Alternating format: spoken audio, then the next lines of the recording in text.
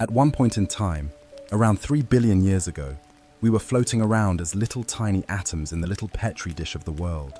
Fast forward to around 6 million years ago, and we see the emergence of the first hominids, the family of primates that include humans. 1.9 million years ago, Homo Erectus was the first species to leave Africa and colonize other parts of the world. They had larger brains than their primate ancestors. Around 400,000 years ago, the first evidence of the Neanderthals. Their bodies were adapted to the cold environments of Europe and Western Asia. Their distinctive facial features were some of the most human-like ever seen. Then came us, the only surviving species of the Homo genus. But how did Homo sapiens rise into a global dominance through the mechanism of civilization? Dramatic music. We begin our story in the fertile lands of Mesopotamia in 4000 BCE, nestled between the great Tigris and Euphrates rivers and the Sumerian city of Uruk. Instead of relying on hunting and gathering like our ancestors of the past, the citizens of Uruk were able to develop a way to harvest cereal grains like wheat and barley. However, turning cereal grains into edible foods took a lot of work. In the beginning, they had to use an invention called a hand mill, which consisted of 2 stones. As the grains were crushed between the 2 stones, the flour was collected in a container and stored for future use. This was the start of something great.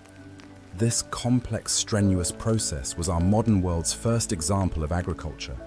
We no longer depended on hunting animals or picking berries for our food. Rather than using human ingenuity, we can create our own food source. This allowed Uruk to prosper into a place with over 50,000 residents. However, this change did have a change on the human body. The average height of men drastically shrunk from 5'9" to 5'3", and for women, they shrunk on average from 5'3" to 5 feet. Instead of being the super athletes we were of the past, we were smaller, less noticeable farmers. People also became landlocked, changing the very essence of what it means to be human. In the early 3000 BCE, according to legend, King Gilgamesh began his rule as a Sumerian king of his region. However, by the end of 3000 BCE, the Akkadians ousted the Sumerians. Sargon the Great took power and conquered all of Sumeria. While in the Indus Valley in modern-day Pakistan, a new civilization was growing. The Indus Valley civilization, 3300 to 1300 BCE, was most notable for its highly advanced toilet system. The toilets were built with a seat and a chute that led to the underground drainage system. The sewage was then carried away from the homes through a network of covered drains, preventing disease spread. The waste was treated and disposed outside of city limits, helping to keep the cities clean and hygienic. While in Egypt, they were more consumed with building pyramids than basic human plumbing. This was because in ancient Egyptian religion, it was believed that when a pharaoh was to die in the physical world, his spirit would continue to live on in the afterlife, in which they would continue to rule in perpetuity, and where they would be worshipped by the living. Inside these pyramids, the pharaoh's body was carefully mummified, a process believed to preserve his physical form and help ensure his spirit's journey to the afterlife. The pyramid was also filled with offerings and treasures, intended to provide the pharaoh with the resources he would need in the afterlife. Every pharaoh wanted to make sure they were immortal. They wanted to succeed in the afterlife. They wanted to be worshipped forever. That's why it was an utmost priority for Egyptian pharaohs to build pyramids for themselves when laid to rest. It started when Pharaoh Djoser, 2667 to 2648 BCE, built the Step Pyramid at Saqqara, followed by Sneferu, 2613 to 2589 BCE, who built several pyramids such as the Bent Pyramid and the Red Pyramid. Then came the Pharaoh Khufu, 2589 to 2566 BCE, who built the famous Great Pyramid of Giza in a labor-intensive 20-year process. one that the world still marvels at today. Khufu was then followed by pharaohs Khafra and Makaure, who built these slightly smaller second and third pyramids of Giza respectively. While over in China in the year 2100 BCE, the first Chinese dynasty was upon us. Like the people of Mesopotamia, the Chinese were ever reliant on agriculture, producing rice, wheat, and barley, among other crops. However, as legend has it, the Yellow River flooded. These massive floods would destroy all the crops, leading to massive famine and suffering. However, not all was to be lost, because Yu the Great was on his way. Yu was so distraught by this problem that he would spend his days traveling up and down the Yellow River. He found ways to divert the rivers by building levees and dikes so that he could regulate the waterways. Then, after 13 years of hard work, the floods could no longer wreak havoc on the land. The people were overjoyed, and Yu was hailed as a savior. That was the start of the first Chinese dynasty, the Xia dynasty. Though the accuracy of this tale is questioned by historians, it does establish an important precedent. The idea is that power ought to follow one's merit. An individual who deserves absolute power shall have absolute power. This idea would shape the world for years to come and cause the people of ancient China to follow him to create the first ever Chinese dynasty. While back over in Mesopotamia around 1772 BCE, a Babylonian king named King Hammurabi created the basis of the legal system as we know it today. Hammurabi ordered the creation of a 7-foot-tall, 2-foot-wide stone slab. Written on it was a system of 282 laws that each citizen of his kingdom was to follow. Such laws included various laws such as Law 1, if a man brings an accusation against another man, charging him with murder but cannot prove it, the accuser shall be put to death. Law 196, if a man destroys the eye of another man, they shall destroy his eye. Law 197 says, if he breaks another man's bone, they shall break it.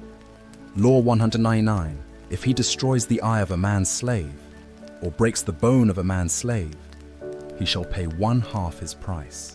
However, what King Hammurabi did was create a society based on laws. He laid out strict laws, placing people into certain castes of life and value. Everyone was worth a different amount based on what class they were in society. There was no illusion of equality in ancient Babylon. Instead, it was pretty clear the value of a noble's bone was worth more than a plebeian's, which in turn was worth more than a slave's. An idea we continue to see throughout history. While in modern-day Turkey, a lesser-known civilization came to power, the Hittites' empire under the charismatic rule of the leader, Labanas, 1680 to 1650 BCE. He was a skilled ruler with a single vision in mind, uniting the Hittite city-states under a single rule. Labanas led his army from city to city, conquering neighboring city-states and making alliances with their leaders. He was a shrewd diplomat, and he used his diplomatic skills to win over the hearts and minds of the people. Eventually, Labanas became the ruler of all the Hittite city-states and established the empire.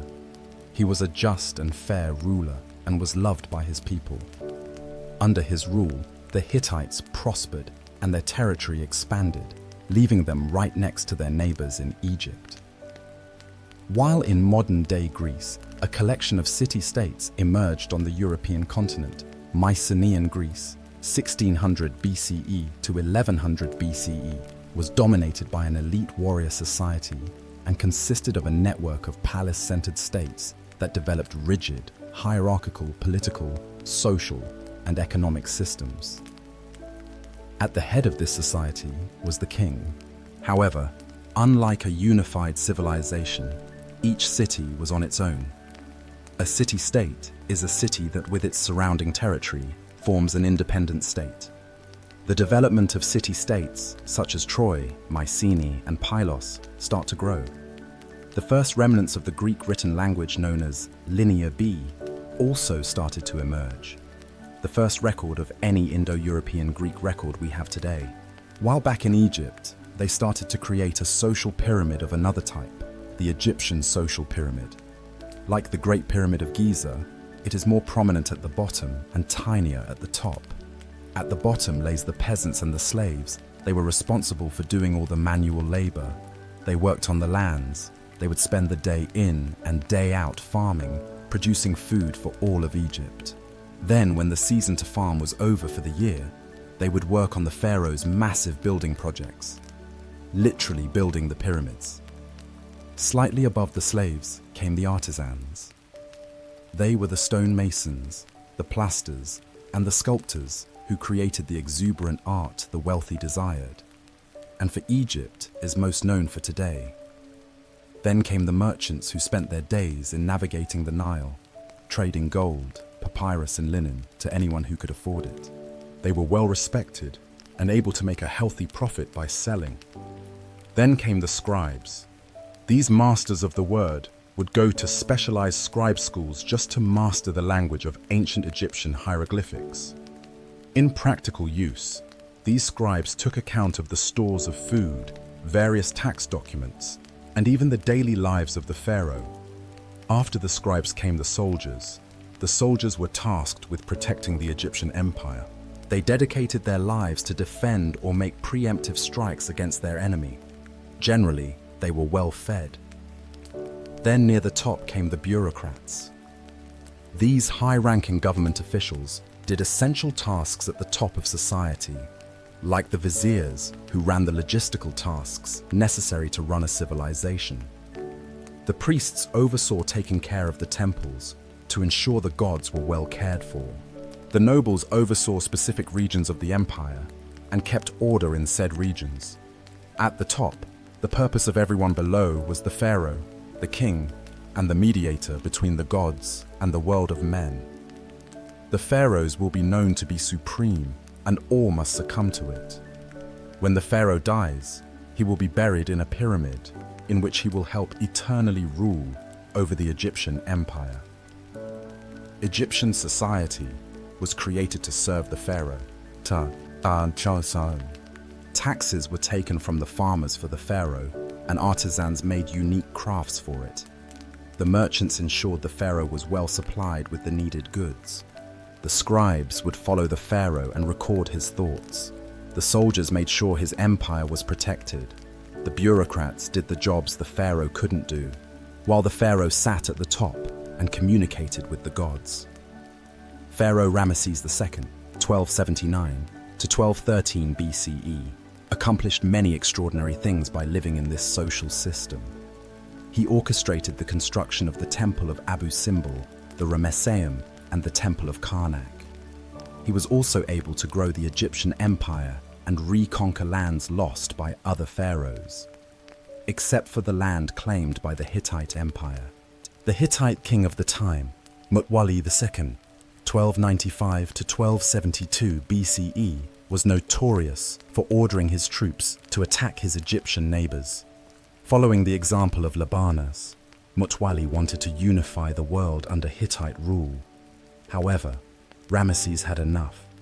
Other pharaohs in the past have tried to stop the Hittites, but he knew if his empire was to ever succeed, he needed to attack back. His target is the city of Kadesh. Ramesses rode in on his chariot with 4 divisions of 20,000 men ready to dominate and kill Mutwalli.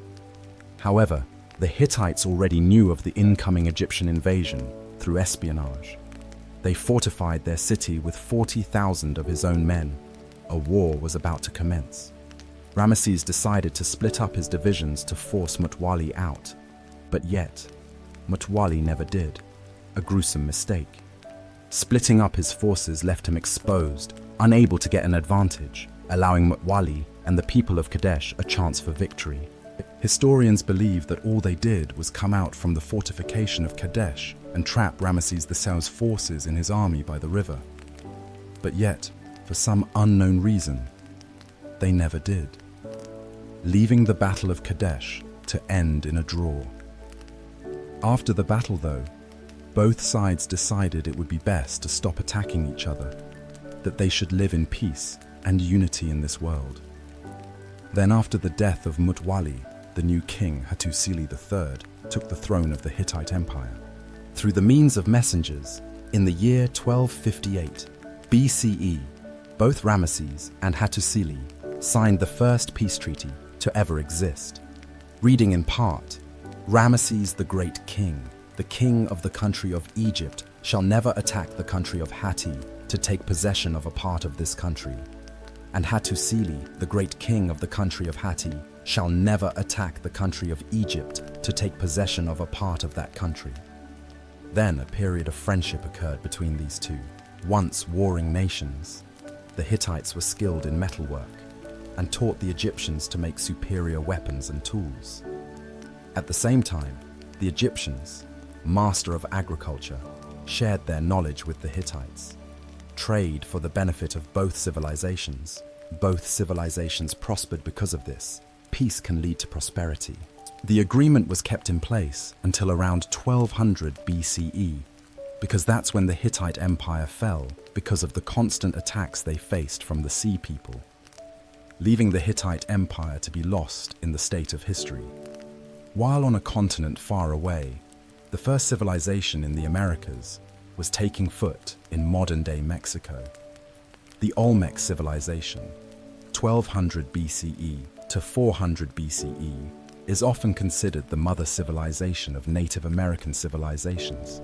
However, sadly though, not much is known about them, mainly due to their writing in a hieroglyph historians still can't decipher. One of the few remains we have are these 17 colossal stone heads. In Mesoamerican culture, there is this belief that the head alone could contain an individual's emotion, experience, and soul. We may not know their leaders' names, like of other civilizations like Ramesses and Hammurabi. When looking through the eyes of a stone head, we can still feel their presence.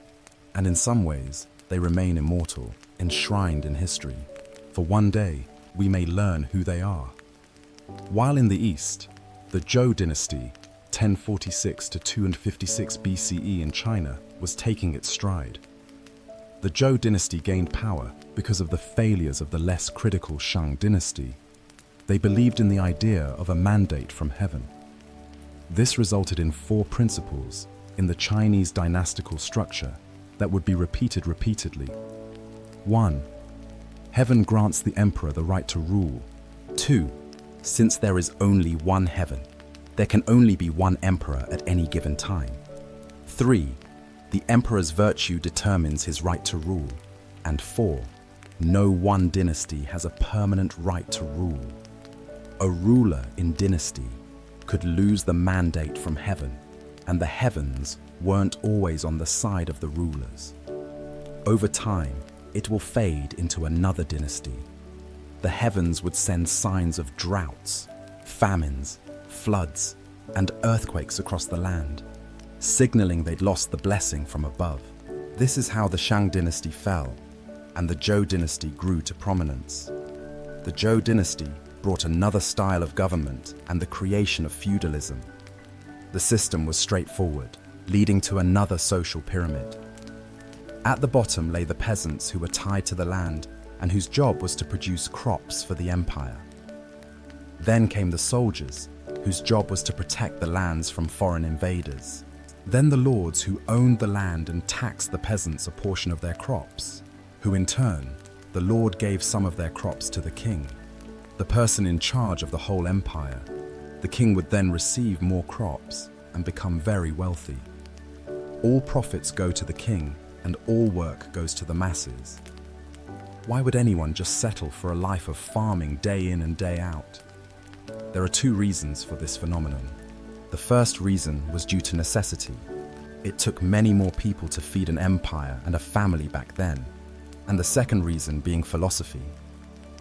Towards the end of the Zhou dynasty, the beginning of Eastern philosophy was created.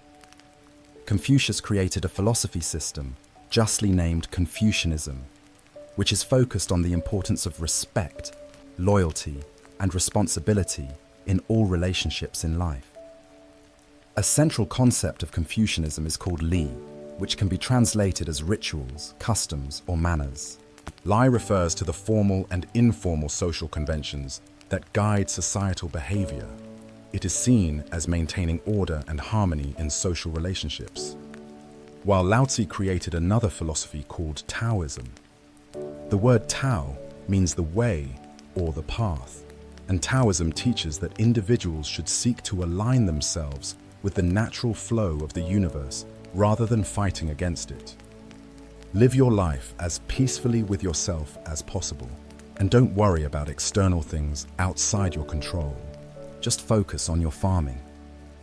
One of the most famous contemporaries from Taoism is the idea of yin and yang, representing complementary and interdependent forces in nature, such as light and dark, hot and cold, or masculine and feminine. Taoism teaches that by balancing these opposing forces, individuals can achieve harmony and fulfillment. Confucianism and Taoism made life bearable for ancient Chinese farmers. But as time progressed, the city-states that occupied ancient Greece grew. Around 800 BCE, the Greek cities started to realize that the land they occupied was practically infertile. So to produce an essential staple of grain, they had to import it. Hence why the Greek states had to colonize the world around them. The city-state Miletus, at its height, had over 90 colonies throughout Europe, producing food for the Greeks.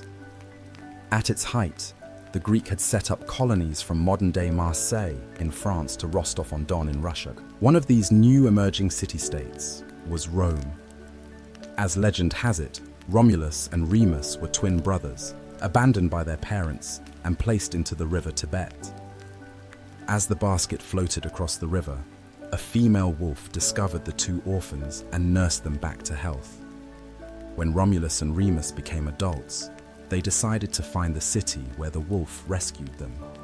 However, this created turmoil, as both brothers wanted the site to be named after themselves. As Romulus and Remus fought relentlessly, eventually, Romulus came up with the final blow and killed Remus, creating Rome in 753 BC. While the Greek city-states might have been colonizing, Cyrus the Great was about to take over an empire. At the time, the Persians were subjugated to the rule of the Medes Empire. According to legend, after his grandson Cyrus was born, King Astyages of Medes had a vivid dream that his little grandson would one day stage a revolt against him. King Astyages knew what to do and ordered his chief advisor to kill the baby, but the chief advisor gave the baby off to a shepherd to be raised instead. However, troubles weren't over for Cyrus. When he was 10, King Astyages found Cyrus. King Astyages wanted to kill him because the dream was very clear. This man will revolt against you. Yet against his better senses, Cyrus was allowed to live. King Astyages' biggest mistake. When Cyrus was a man, he gathered his army and revolted against his maternal grandfather, the two. But as prophecy had it, Astyages surrendered in 550 BCE. However, Cyrus wasn't done conquering. He conquered Babylon and became the supreme ruler of Mesopotamia and even the Indus Valley civilization. The world was in Cyrus's hand. Cyrus then took over the Greek colony of Ionia in Asia Minor, leading a great Persian empire, and then he died, leaving it all in the air for the next great Persian king, Darius the Great. While back in Greece, various city-states started to gain power, but two were at the forefront, Sparta and Athens. Sparta was a military powerhouse. The famous Spartans believed everything should focus on physical strength and war. When a new young Spartan was born, it would be slaughtered if it didn't look healthy. Boys were taken from their families at a young age and were trained to become soldiers. The brutal training included physical conditioning, weapons training, and harsh living conditions. The entire life of a Spartan was to win a war. Their society reflected with three main groups. The ruling class consisted of aristocrats who held political power, the free non-citizens who were not allowed to participate in government but were still expected to serve in the military, and the helots, a group of enslaved people that provided labor for the Spartan state. Life in Sparta was harsh, brutal, and militaristic. While their neighbors up north were experimenting with this idea of democracy, Athenian democracy was a highly complicated mess. There were two branches, the Council of 500 and the Assembly. The Council of 500 was selected randomly by a process known as sortition. Athens itself was made up of 10 different tribes. Each tribe was responsible for providing 50 citizens to serve for 1 year in the Council of 500 via random selection. Each eligible citizen would be given a personalized token.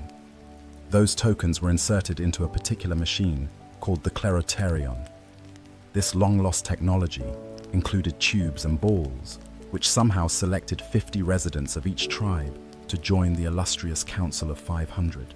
While in the Assembly, there was a system in place that said that every single citizen had a vote. Of course, to be a citizen, you had to be a male and not a slave, and either born in Athens or to Athenian parents. The Council of 500 would create the agenda for the main assembly to vote on, because over 30,000 people could have a vote at any given time. It was total chaos. So to quell this, the council would nominate 9 presidents the morning of the meeting, and it was their job to ensure all the rules and procedures were being followed. Since they were appointed right before the assembly met, they were almost impossible to bribe. Somehow the assembly would loudly vote on whether a bill would pass. They would vote on matters like appointing generals, various laws, and other government bureaucracy. However, not everyone liked this Athenian democracy. The famous Greek philosopher Plato thought the idea was barbaric. In Book 6 of his seminal book, The Republic, Plato writes, "The true navigator must study the seasons of the year, the sky, the stars, the winds, and all the other subjects appropriate to his profession, if he is really fit to control the ship." Think that it's quite impossible to acquire the professional skill needed for such control, and that there's no such thing as the art of navigation. How much could a randomly selected member of the Council of 500 really know? How much could he fully contribute to society? Should we allow a random member of society to have any power? Instead, Plato would advocate for the idea of a philosopher king, a man who studies wisdom, logic, and reasoning. A man who dedicates his life to understanding how to be just. A man who will become the navigator of wisdom.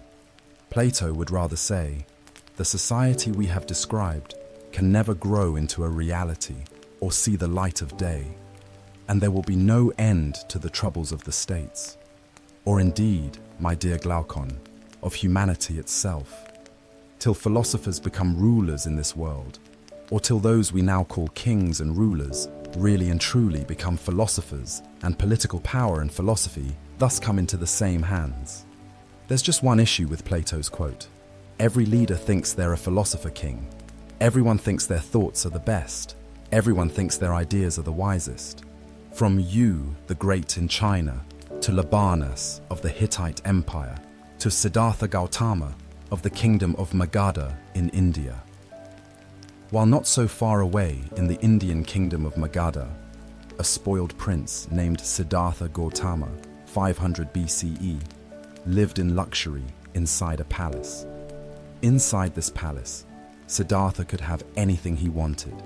All the jewels, all the wealth, all the finest goods thrust upon him. His world inside of the palace was a utopia on earth. There was no want, need, or desire, and it was perfect. Until he went outside his palace compound, the only place he ever knew. As he took his first steps outside of his palace, what he saw struck a chord. He saw an old man dying right on the street in front. He realized that the human experience wasn't something that was perfect and sublime. Instead, it was death. As Gilgamesh realized many years ago, this was an inevitable part of the human experience. Siddhartha left his life of luxury behind and began a quest for knowledge and enlightenment. He studied with spiritual teachers and meditated for many years, searching for answers to life's big questions. Finally, after 6 years of seeking, he sat down under a fig tree and meditated until he achieved enlightenment. Enlightenment is a state of inner peace in which one has transcended the limitations of the ego and is in touch with a universal consciousness or divine essence. It isn't a fixed and permanent thing, but rather an ongoing process of growth and development. But under that fig tree, Siddhartha became known as the Buddha, or the Awakened One. He would spend the rest of his life traveling the countryside, becoming close to the Enlightenment. Darius was determined to follow in his father's footsteps and take over the world. After finalizing their rule over the city-state of Ionia, the Persians were on a quest to take over Greece. Darius and his 20,000 men came to the city of Marathon in the year 490 BCE, a city 26.2 miles away from Athens. The Athenians were vastly outnumbered, with only 10,000 men. As the Persians were trying to regroup, the powerful Greek hoplites crushed the weaker Persian foot soldiers by routing the wings before turning towards the center of the Persian line. The remnants of the Persian army fled to their ships and left the battle. Early historians believe the battlefield littered 6,400 Persian bodies, while the Athenians lost only 192. So the Persians retreated, and an Athenian messenger named Phidippides ran the 26.2 miles from Marathon to Athens, exclaiming with joy how the Athenians just beat the mighty Persian Empire. All of Athens went crazy with this fantastic news, hence leading to Phidippides' historic trek to be sketched into history as the world's first marathon. However, the Persians weren't done. Even with Darius dying of mysterious circumstances, his son Xerxes I took over the crown and wanted to complete his grandfather's legacy. In 480 BCE, Xerxes thus wanted revenge, so he brought his enormous invasion force of over 100,000 soldiers and was dead set on conquering Greece. Then, at a narrow pass at Thermopylae, the Spartan king Leonidas had his force of 7,000 Spartans maintain the defense. Leonidas knew of his disadvantage and developed a bold and daring plan to defeat the Persians. Rather than waiting for the Persians to attack, Leonidas ordered his soldiers to make a surprise attack on the Persian camp, catching the Persians off guard and disrupting their formation. Despite their success, the Greek army was ultimately overwhelmed by the Persians, who attacked from all sides and eventually broke through the Greek defenses. Leonidas and his soldiers fought with courage and determination. Still, they were ultimately defeated. Then came the Battle of Salamis, where the Greeks could change the tilt of the war in a naval battle between the 500 Persian trireme and 300 Greek trireme. It didn't look good for the Greeks. Still, the great Athenian general, Themistocles, employed his plan to move the Persian fleet into the narrow straits of Salamis and hit the enemy fleet so hard that it had nowhere to retreat.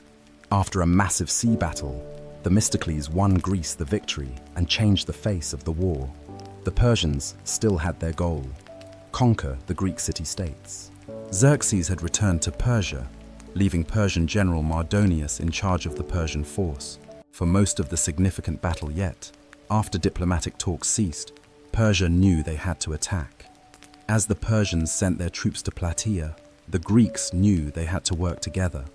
With 30 various Greek city-states working together, they were able to fill the massive 110,000 hoplite army with the primary purpose of defeating Persia. Though that was nothing compared to the estimated 150,000-man army of Persia, the battle was fierce and intense. With both sides fighting with ferocity and determination, the Greek hoplites continued to be effective against the Persian, indistinct, and archers. The Greeks also strategically used the terrain, fighting on a slope that helped offset the Persian numerical advantage. In the end, the Greeks defeated the Persian forces and secured a decisive victory. The Persians suffered heavy losses, and Mardonius was killed in the fighting. The Battle of Plataea marked the end of the Greco-Persian Wars and the Persian threat to Greece. After the Persian War, life in ancient Greece was spectacular. A golden age of culture was upon us, With no longer having to face the threat of war, Athens was able to create architectural wonders such as the Parthenon. The Parthenon sits upon the Athenian Acropolis, a prominent hill overlooking the city of Athens, to show its wealth and culture. No matter where you'll go in Athens, you can still see the great Parthenon, even today. Then came the theatre. Around this time, the state would sponsor the most significant poets to create stories in the Athenian festival, called the City Dionysia, a festival designed to worship the Greek god of theatre and fertility, Dionysus, creating playwrights such as Sophocles, Aeschylus, and Aristophanes. States were hungry for power. Athens was recruiting city-states into their Delian alliance, while Sparta was recruiting city-states into their Peloponnesian alliance. Both Sparta and Athens felt like they should control the city of Corcyra. Hence, why in 434 BCE war was upon the Greek peninsula, resulting in naval battles such as the Battle of Sybota and the Battle of Pylos. By 421 BCE, a short peace was negotiated. However, this peace would not last, and Athens had their eyes on Sicily. Initially, the expedition was going well. The Athenians established alliances with several Sicilian cities and won several minor skirmishes against the Sicilian forces. But soon, Alcibiades, one of the greatest naval generals in history, was recalled to Athens to face charges of sacrilege. The Athenian fleet was left without his leadership. In his absence, the expedition began to unravel. The Athenians could not take the city of Syracuse, which had fortified its defenses and was well prepared for a siege. The Sicilians were aided by reinforcements from Sparta, which saw an opportunity to strike a crippling blow against its arch-rival Athens. The Athenians suffered from a lack of supplies and were plagued by disease. At the same time, the Syracusans launched a series of surprise attacks and ambushes. Finally, after months of grueling fighting, the Athenian fleet was destroyed in a decisive battle. Thousands of Athenians were killed, and many more were captured and enslaved. A decade after that, Athens fell to the Spartans. The age of legendary Greece was now over. Both Athens and Sparta were significantly weaker, never to regain the same power they once had, leaving the world ready for a philosopher king to conquer it all. Then in the east, the mandate of heaven was up. The Zhou dynasty, after a long 800-year rule, it was deemed by the heavens that their empire was up, which led to a period known as the Warring States, 474 to 221 BCE. This resulted in Han Feizi, who created a new philosophy called legalism. Followers of legalism believed that people were inherently selfish and would only act in their own self-interest, and that the only way to keep them in line was through a system of rewards and punishments that was clear and consistently enforced. This resulted in Feizi claiming that the best way to achieve social order was by establishing a powerful ruler, responsible for enforcing the law and punishing wrongdoers. He also believed the ruler should have complete control over the military, the economy, and society. While in the heart of the Oaxaca region of Mexico, the Zapotec civilization started to flourish. The capital city of Monte Alban was being built on a mountaintop overlooking the entire Oaxaca Valley. Perched on the mountaintop overlooking the Valley of Oaxaca, the city was home to a ruling elite who oversaw a hierarchical social structure that included middle-class artisans and lower-class farmers. The people of the Zapotec civilization were known for their innovative agricultural practices, including the cultivation of maize and other crops, which sustained their communities in times of drought and other environmental pressures. They also developed an early writing system, which used a combination of symbols and glyphs to represent words and ideas. They developed an advanced calendar system based on 260-day and 365-day solar cycles. In Greece, during the year 356 BCE in the city of Pella, in the kingdom of Macedon, the greatest commander in history was born. Alexander the Great grew up knowing he would be a leader and was the son of King Philip II and Queen Olympia. But the teacher was much more impressive. Since he was a kid, Alexander was tutored by Aristotle. Aristotle is the man who is known as the father of logic. He created the fields of biology and taxonomy by introducing a way to think called the scientific method, a method that is still taught in schools to this day. He also wrote extensively about philosophy, ethics, and art, changing the face of the world as we know it today. This is the man who was in charge of teaching Alexander the Great. Alexander was 20 when his father was assassinated, but his excellent education allowed him to take over the rest of the world. After his father died in 336 BCE, Alexander was hell-bent on keeping his family's power. So when the Greek city of Thebes decided to revolt, Alexander and his army marched 240 miles in 14 days. When Thebes refused to surrender, he razed the entire city to the ground, and 6,000 were killed, and the rest were sold into slavery. The rest of the Greek city-states recoiled in fear, allowing Alexander to do as he pleased, leaving for his new target to be Persia and the new Persian king, Darius III.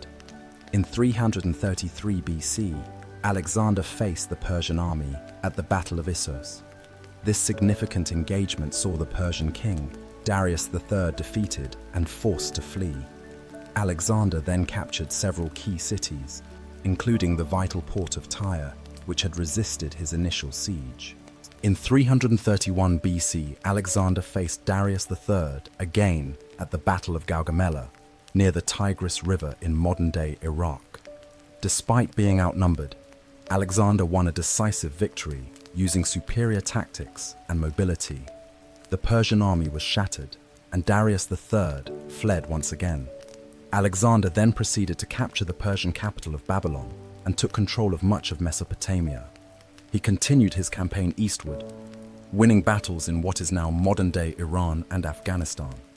In 330 BC, he captured the Persian capital of Persepolis, a city of great wealth and cultural significance. But Alexander wasn't done. He wanted to expand eastward, eventually crossing the Hindu Kush mountains into India. However, his troops grew tired of the endless fighting and refused to go any further, and Alexander was forced to turn back. However, after Alexander failed in the Indian subcontinent, a powerhouse emerged in India called the Mauryan Empire. At its height, it spanned over much of India, Pakistan, Bangladesh, and Afghanistan. However, this conquering came at much of a cost for its leader, Ashoka the Great. In 261 BC, after the death of his parents, Ashoka decided that his empire needed to expand. In his sights, the kingdom of Kalinga. The war was bloody, the war was fierce. Over 100,000 people died. Ashoka couldn't sleep with himself. He didn't know how to deal with his actions that resulted in so much death, so he turned to the teaching of the Buddha. Under Ashoka's rule, the Mauryan Empire became known for supporting Buddhist teachings and promoting non-violence. Ashoka issued a series of edicts inscribed on rocks and pillars throughout the empire that promoted principles such as kindness, respect for all religions, and the abolition of slavery. Certain traits were not shared in the West by Alexander. In the West, it was deemed honorable to die in combat, and a hero's death would be remembered forever. A farmer will die in anonymity. Alexander died a few years later in Babylon at the age of 32.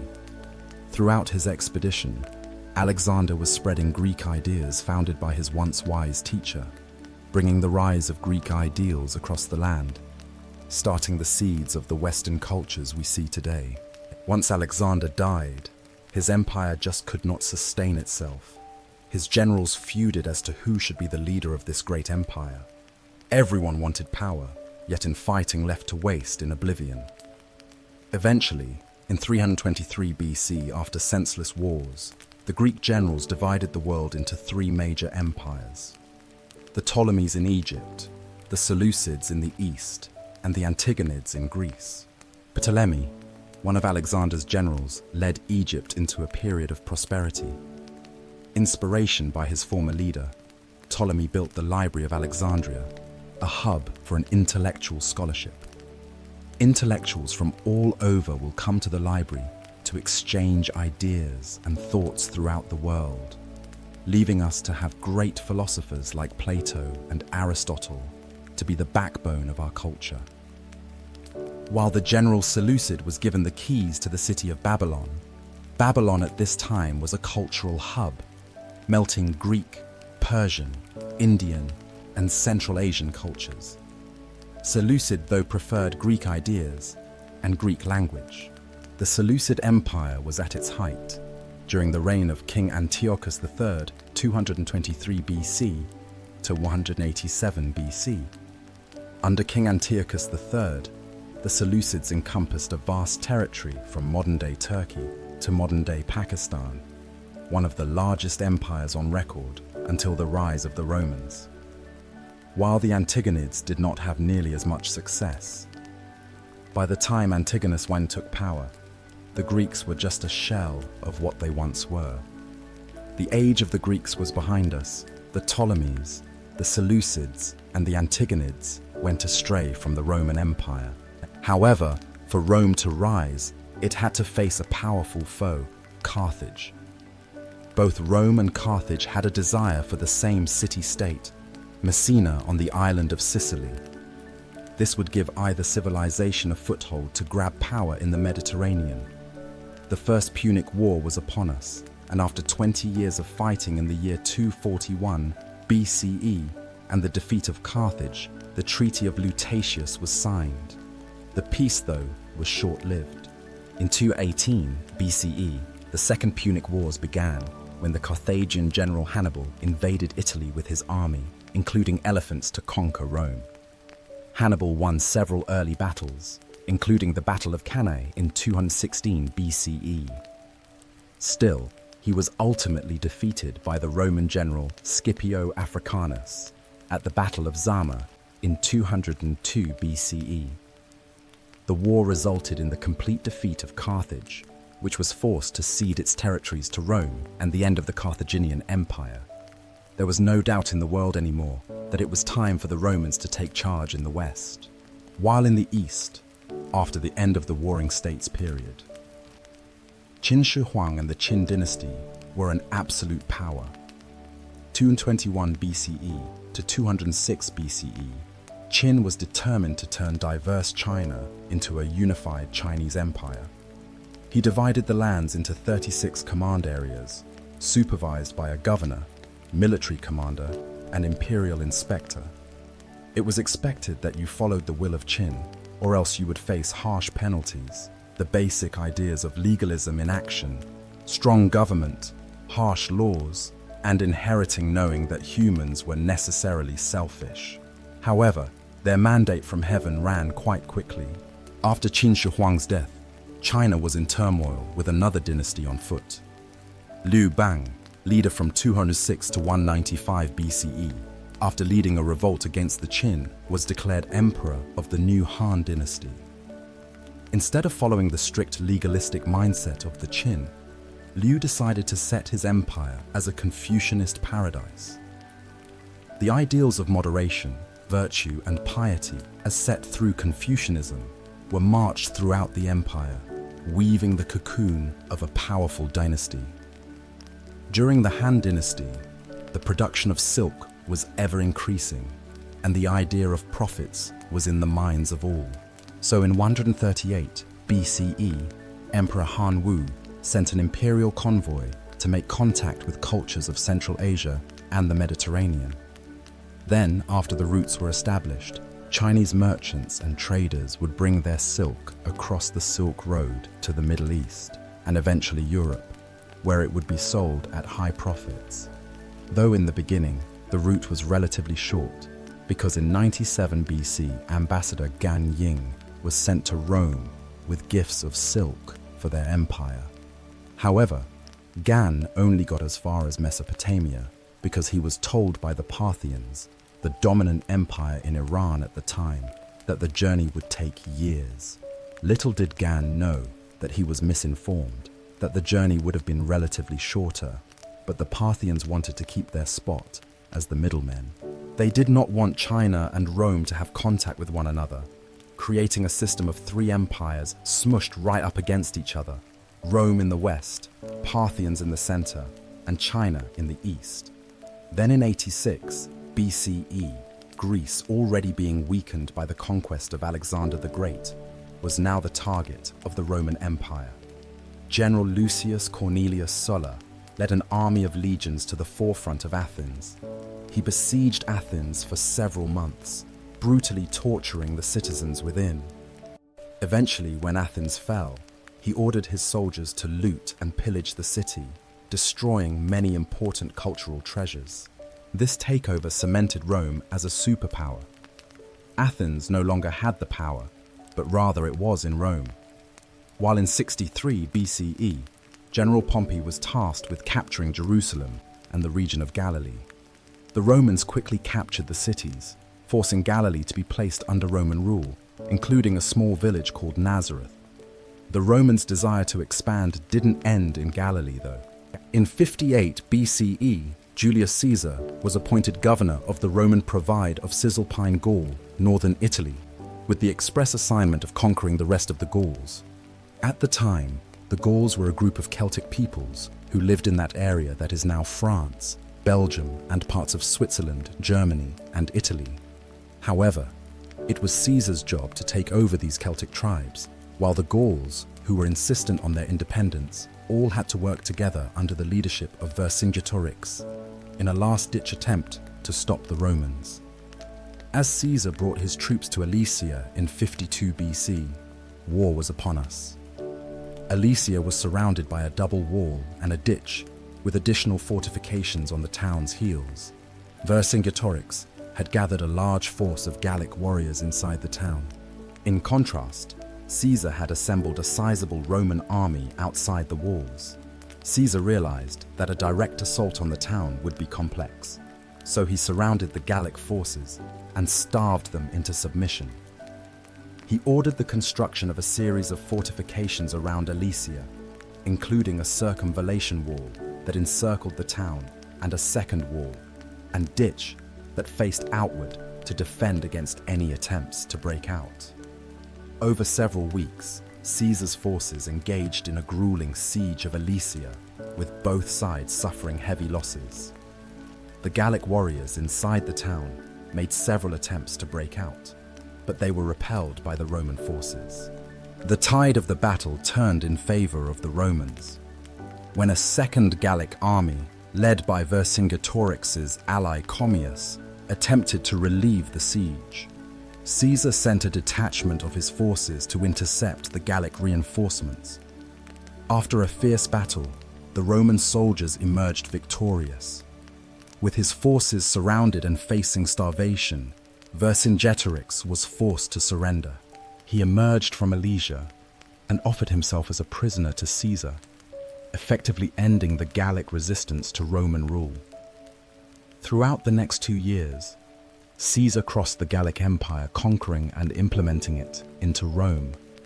The Gauls were implemented into Rome, even gaining citizenship within the empire. However, the Senate was not happy with Caesar. Even though he had great success against the Gauls, the Roman Senate wanted him to stop. They did not like the popularity Caesar was gaining, nor the power he was controlling. So, the Roman Senate called upon Caesar to resign his command and disband his army, or risk being declared an enemy of the state. This led Caesar to an essential choice to make. Will he either follow the wheel of the Roman Senate, or ignore them and start a bloody civil war?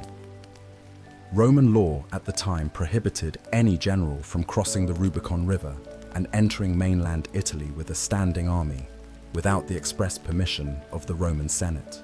To do so would be treason, and this tiny stream would reveal Caesar's intentions and mark the point of no return. Civil war was imminent as Caesar and his army marched over the Rubicon. Battles in Corfinium and Pharsalus showed the Senate that Caesar was a worthy foe. So the Roman Senate appointed his son-in-law, Gnaeus Pompey, to lead the Roman forces against his father-in-law. Both parties knew the importance of Spain, due to it providing a link between Italy and the rest of Europe. The two armies clashed near the town of Ilerda in northeastern Spain. Caesar's army was significantly outnumbered, but he could use his superior military tactics and training to gain the upper hand in the battle. After several days of intense fighting, Caesar emerged victorious, forcing Pompey's forces to retreat, declaring Caesar as the new leader of Rome. When Caesar made it back to Rome, the crowds were chanting "Hail Caesar, Hail Caesar." The people then decided that he would be the dictator of Rome for life. Caesar immediately set to work, implementing a series of reforms and policies aimed at improving ordinary Romans' lives and strengthening the central government's power. He ordered the construction of new infrastructure such as roads, bridges, and aqueducts, which helped to connect different parts of the city and improve trade and commerce. Caesar also enacted a series of political and social reforms, including granting citizenship to many people living in the Roman Empire and creating new laws and customs that were based on Roman practices. He encouraged the spread of the Latin language and culture throughout the city and established the Julian calendar, which is the basis of the calendar we use today. However, Caesar's reign was short-lived because 2 years later, in 44 BC, he was stabbed to death by two loyal senators, Cassius and Brutus. The assassination of Caesar led the Roman world into disarray. The world was filled with factions, vying for government control without a strong leader. Octavian, Caesar's son, who was 18 then, came to Rome to claim his inheritance and assert his place in the political landscape. He quickly aligned himself with Caesar's loyal lieutenant, Mark Antony. Together, they defeated Caesar's assassins at the Battle of Philippi in 42 BCE. However, tensions soon arose between Octavian and Antony as both men vied for control of the Roman Empire. In 31 BCE, their forces clashed in the naval battle of Actium, which resulted in Octavian emerging as the clear victor. Antony fled to Egypt with his lover Cleopatra, and the two committed suicide the following year. With Antony's defeat, Octavian emerged as the undisputed ruler of Rome.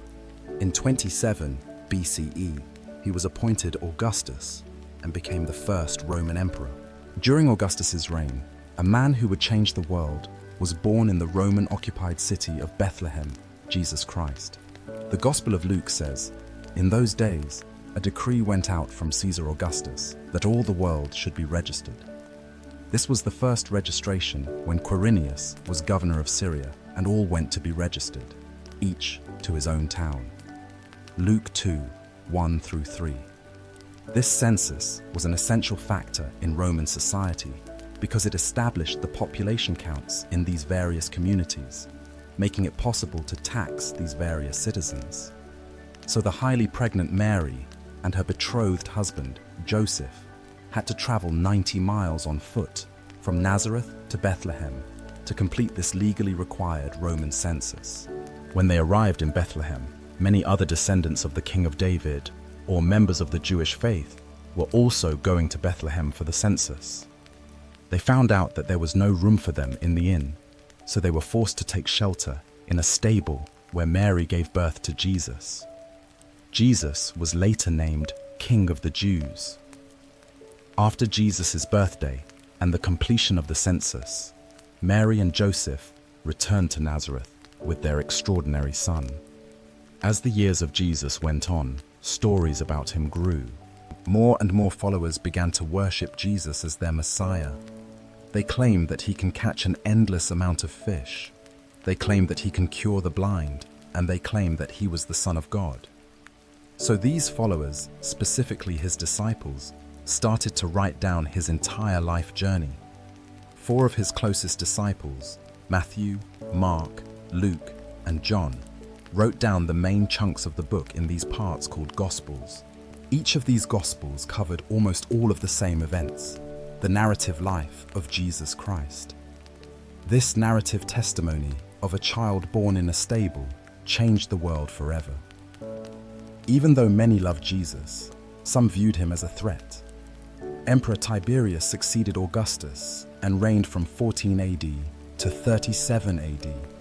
Tiberius was notorious for his delators.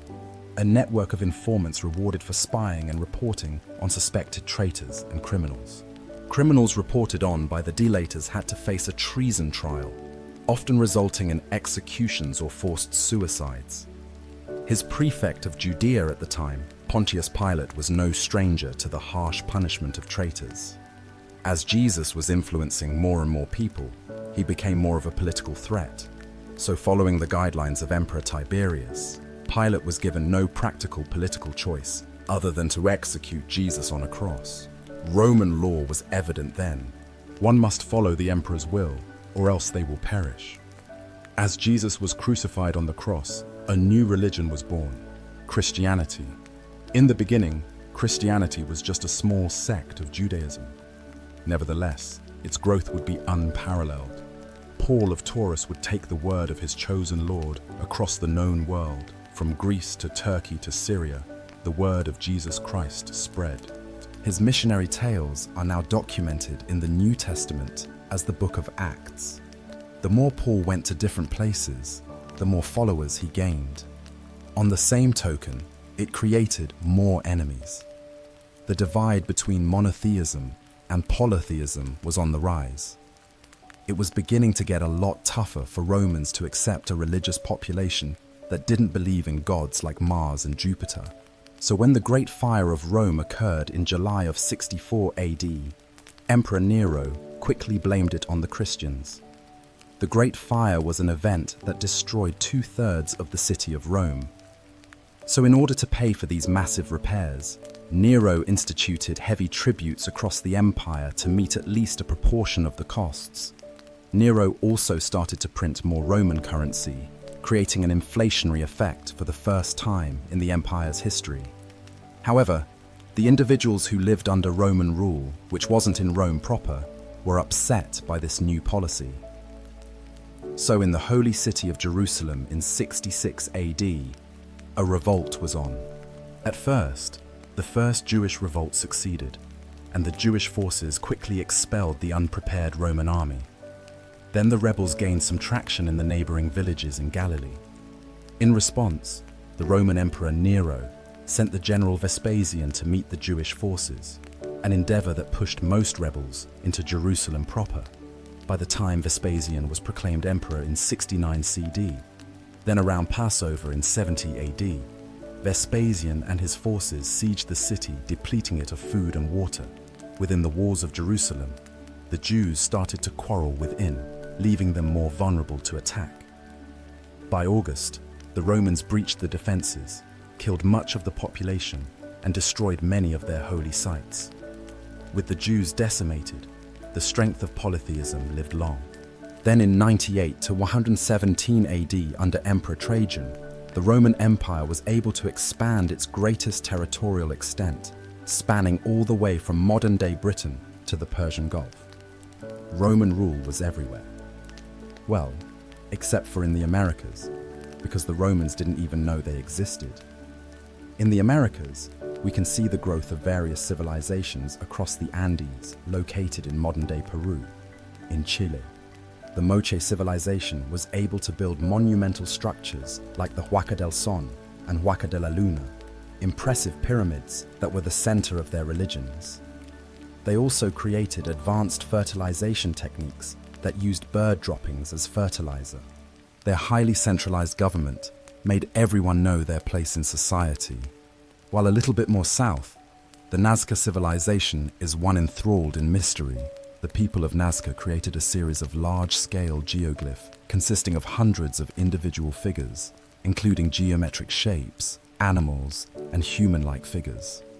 By removing the dark, reddish-brown iron oxide-coated pebbles covering the surface of the Nazca Desert. These lines are now called Nazca lines, the purpose of which is still unknown to this day and subject to conspiracy theory today. Around 100 AD, the Zapotecs started establishing Monte Alban, their capital. It was one of the first examples of urban planning in the Americas. The city was laid out in a grid pattern with main roads and smaller side streets leading to plazas and public buildings. The city was also divided into different districts, each with specialized functions such as residential, administrative, and religious. leaving it to be in use for 1,000 years after that. While back in Rome, after the end of Trajan's reign in 117 AD, a new emperor with a purpose was in hand. Hadrian was a man tasked with a near impossible. Keeping the massive Roman Empire under one rule, he first had to deal with a crisis with the newly colonized Roman Britain. Like their predecessors in Judea, the Roman Brits did not like being Roman, so they started to cause unrest. And in the eyes of Hadrian, a real threat of revolution was on his mind. So Hadrian had ordered a massive wall aptly named Hadrian's Wall, which spanned almost coast to coast, keeping it sunk in the conquered people's minds that the Romans were here, staving off revolution in one region. However, in Galilee, things weren't as peaceful. Simon Bar Kokhba led a rebellion of the Jewish people to free themselves from Roman rule. As you see, Rome was developing a new city called Aelia Capitolina over the ruins of Jerusalem. From the last revolt, with temples dedicated to polytheistic gods like Jupiter. By 132, Bar Kokhba took the indistinct of Nasi, head of state. Many Jews regarded him as the Messiah, who would save the Jewish people and restore their independence. Kokhba's troops would storm Aelia Capitolina, almost knocking out entirely the Roman garrison controlling the city. Hadrian, though, would not have it. So he sent a force of 120,000 men to the lands of Judea to conquer and force the Jewish people into submission. As Cassius Dio says, in the history of Rome, 50 of their most important outposts and 985 of their most famous villages were razed. 580,000 men were slain in the various raids and battles, and the number of those that perished by famine, disease, and fire was past finding out. Thus, nearly the whole of Judea was made desolate. History of Rome, 6914, 1-2. Rome made it clear that it was not to be taken lightly. While in China, the message was quite different. The ideas of Buddhism were spreading, along with the Chinese philosophies of Confucianism and Taoism, and built a dynasty. These three philosophies worked together to make the Han dynasty stronger and more united in many ways. While in America, the Mayan architects went across northern Peton and designed a series of short, broad temples with wide staircases, flanked by enormous stucco masks. These stucco masks were made of plaster and some burned and powdered limestone. The Mayans built these stone armatures into elaborate deity faces to capture the soul of the gods and bring it to the people. A temple like the E7 sub. Yes, historians named Mayan temples like military submarines is a pyramid with 16 stucco masks.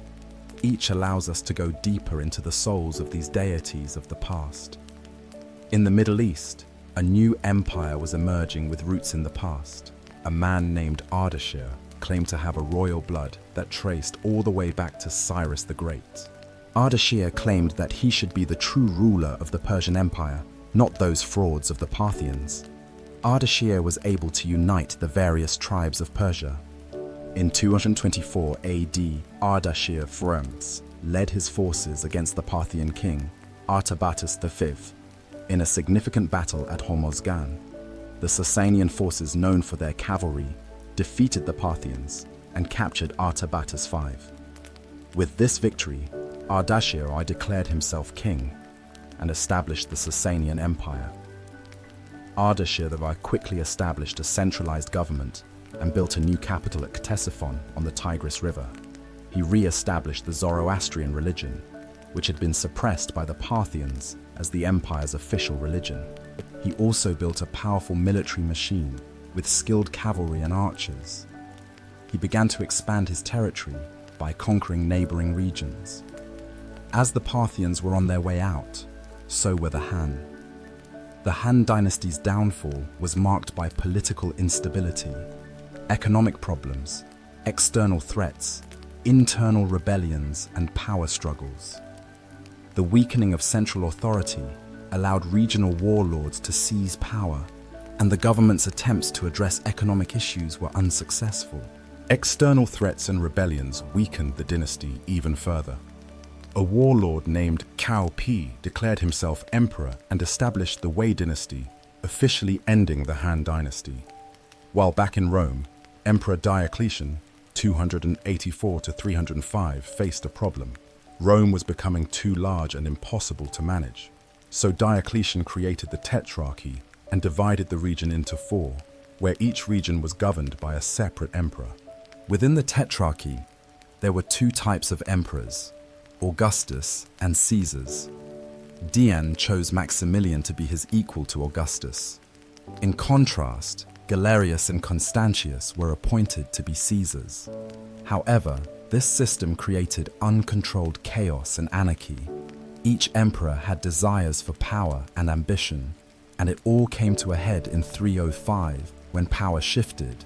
Both Diocletian and Maximian retired, and in 306, Constantius died. 3 out of the 4 original leaders were left out of the system, leading to a power vacuum to come. Emperor Constantine the Great was appointed by his father's army unilaterally as an Augustus and a Caesar at the same time to replace his father. At the same time, Maximian's son, Maxentius, felt as though he should have been appointed Caesar instead of Valerius Severus.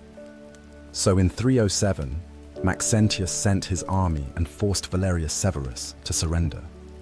Come 308, Galerius appointed Licinius to replace him.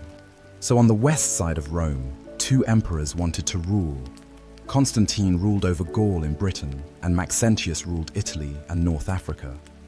Maxentius had a difficult time consolidating his power, and he faced increasing resistance from the people of Rome. To try and secure his hold on power, Maxentius ordered the construction of a new bridge across the Tiber River near Rome, known as the Milvian Bridge. Constantine saw Maxentius as a threat to his power, so he decided to march on Rome to confront him. As the 2 armies approached each other near the Milvian Bridge, Constantine had a vision of a cross in the sky with the words, "In this sign conquer." Some accounts suggest that this vision may have been a dream or a hallucination, while others suggest that it may have been a sign from God. Regardless of the nature of the vision, Constantine took it as a sign that he would be victorious in battle if he fought under the sign of the Christian cross. He had his soldiers paint this symbol on their shields and banners, and he went into battle with renewed vigor and confidence. The battle was fierce and brutal, with both sides suffering heavy losses. Maxentius had a larger army, but his troops were spread out and disorganized. Constantine was able to take advantage of this, and he was able to push Maxentius' forces back towards the Tiber River. In the chaos of the retreat, Maxentius was forced off the Milvian Bridge and into the water, where he drowned. Shortly after his victory, Constantine met Licinius at Mediolanum, modern Milan, to confirm several political and dynastic arrangements to produce the Edict of Milan. This edict gave power for Eastern Rome to Licinius, and Constantine sole power of the West. More importantly though, this document extended religious tolerance for Christians and restored any properties confiscated from them. During the persecution, however, the peaceful coexistence of both rulers was short-lived. Though the edict allowed for the safety of Christians, Licinius was still very much a paganist. Their differences started to grow. All came near the city of Chrysopolis in 324 AD, where both armies went and fought. Constantine's military might was on display.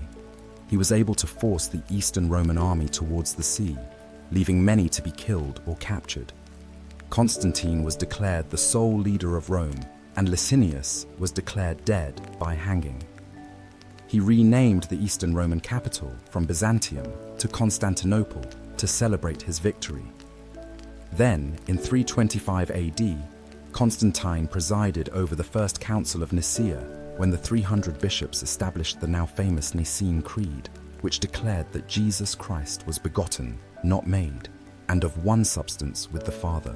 Constantine was finally baptized as a Christian on his deathbed in 337 AD. Come 370 AD, a new player was on the scenes. The Huns were a barbaric nomadic civilization who were masters of warfare. According to legends, they were taught horsemanship as early as the age of 3. Also, they would attack their own with a sword to teach them how to endure pain. These people weren't to be messed lightly with. When they crossed the Volga River in 370 on their horses and lusted for blood, the Alan civilization didn't stand much chance.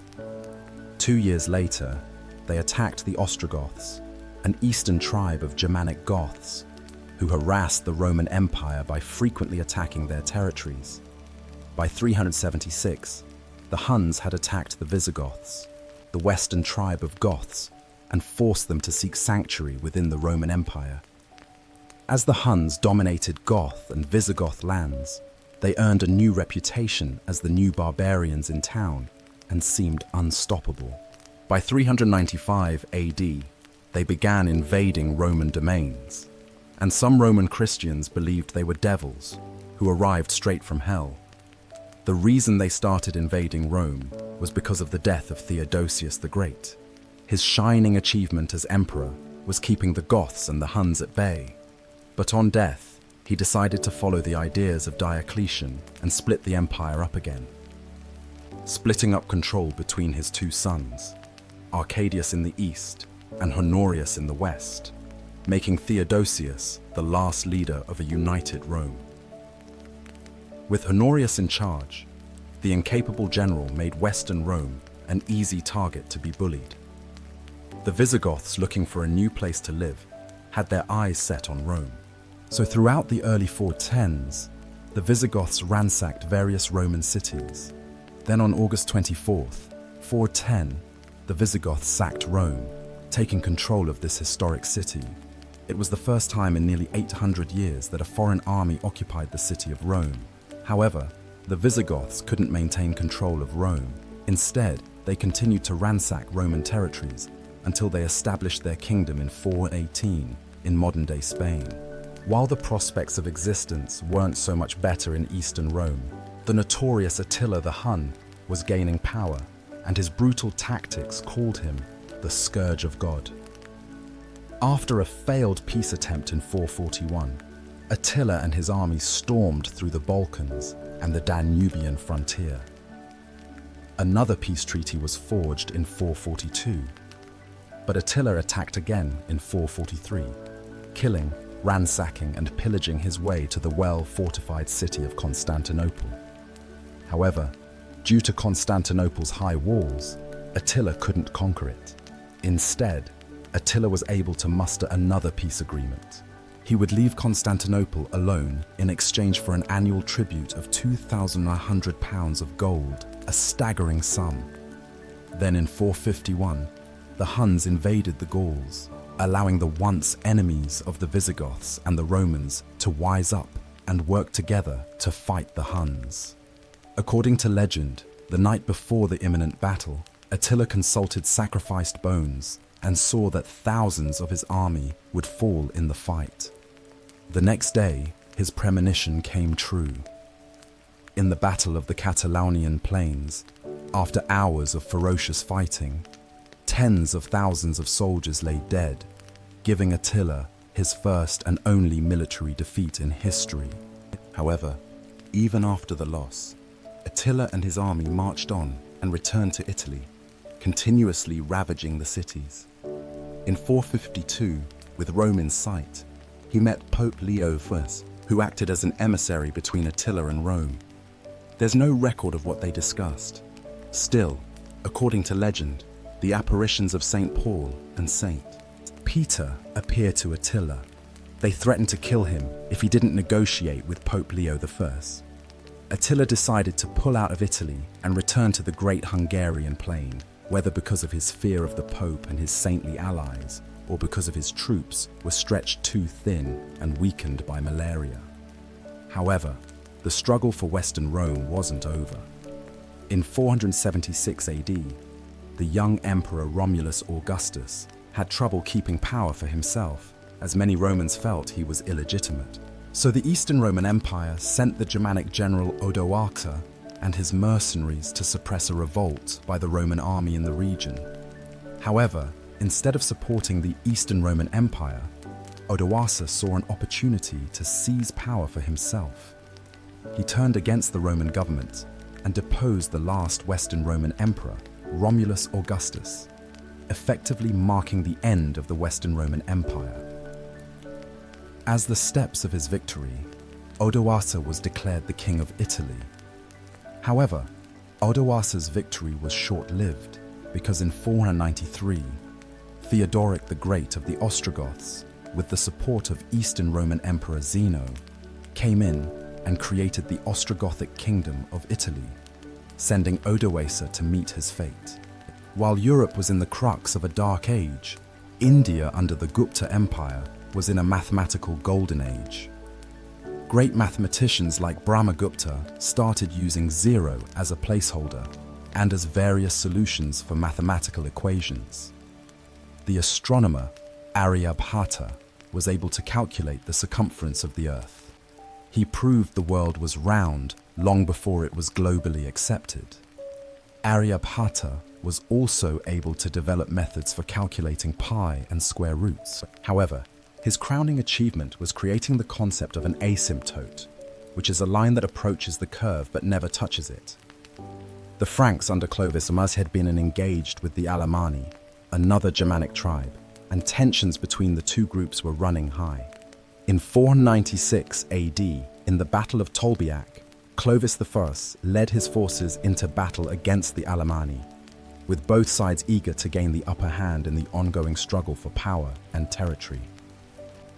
As the Alemanni began to push the Franks to defeat, in a moment of desperation, Clovis called out to the Christian god for assistance, promising to convert to Christianity if he emerged victorious. According to legend, a sudden thunderstorm appeared, and the Franks could regroup and launch a successful counterattack against the Alemanni. The battle ended in a decisive victory for the Franks, and Clovis kept his promise and converted to Christianity, officially cementing Christianity to the forefront and birthing the Frankish kingdom. While the Western Roman Empire might have fallen, in the East, the Roman Empire was changing. Many historians argue that the Eastern Roman Empire, based out of Constantinople, should be considered a part of Rome. However, it is undeniable that under Justinian, I would lead the eastern half into its next chapter in life. The Byzantine Empire, whether it's a continuation of the Roman Empire before, is a debate for another, indistinct. Under the leadership of Justinian I, like many Roman emperors before him, he would expand the Byzantine Empire to reach places such as Italy, North Africa, and even Spain. He also commissioned a team of legal scholars to codify all the laws of the Roman Empire, known as the Corpus Juris Civilis, which became the basis of the European laws we know today. He also commissioned the world-renowned Hagia Sophia in Constantinople, where this beautiful cathedral, adorned with intricate mosaics and marble decorations, became the head of the Eastern Orthodox Church. However, Jesus wasn't the only prophet at the time. In the small town of Mecca, a nomadic tribe called the Quraysh gave birth to a man who would change the religious world, yet again, Muhammad. Muhammad was orphaned at an early age and was raised by his grandfather and later his uncle.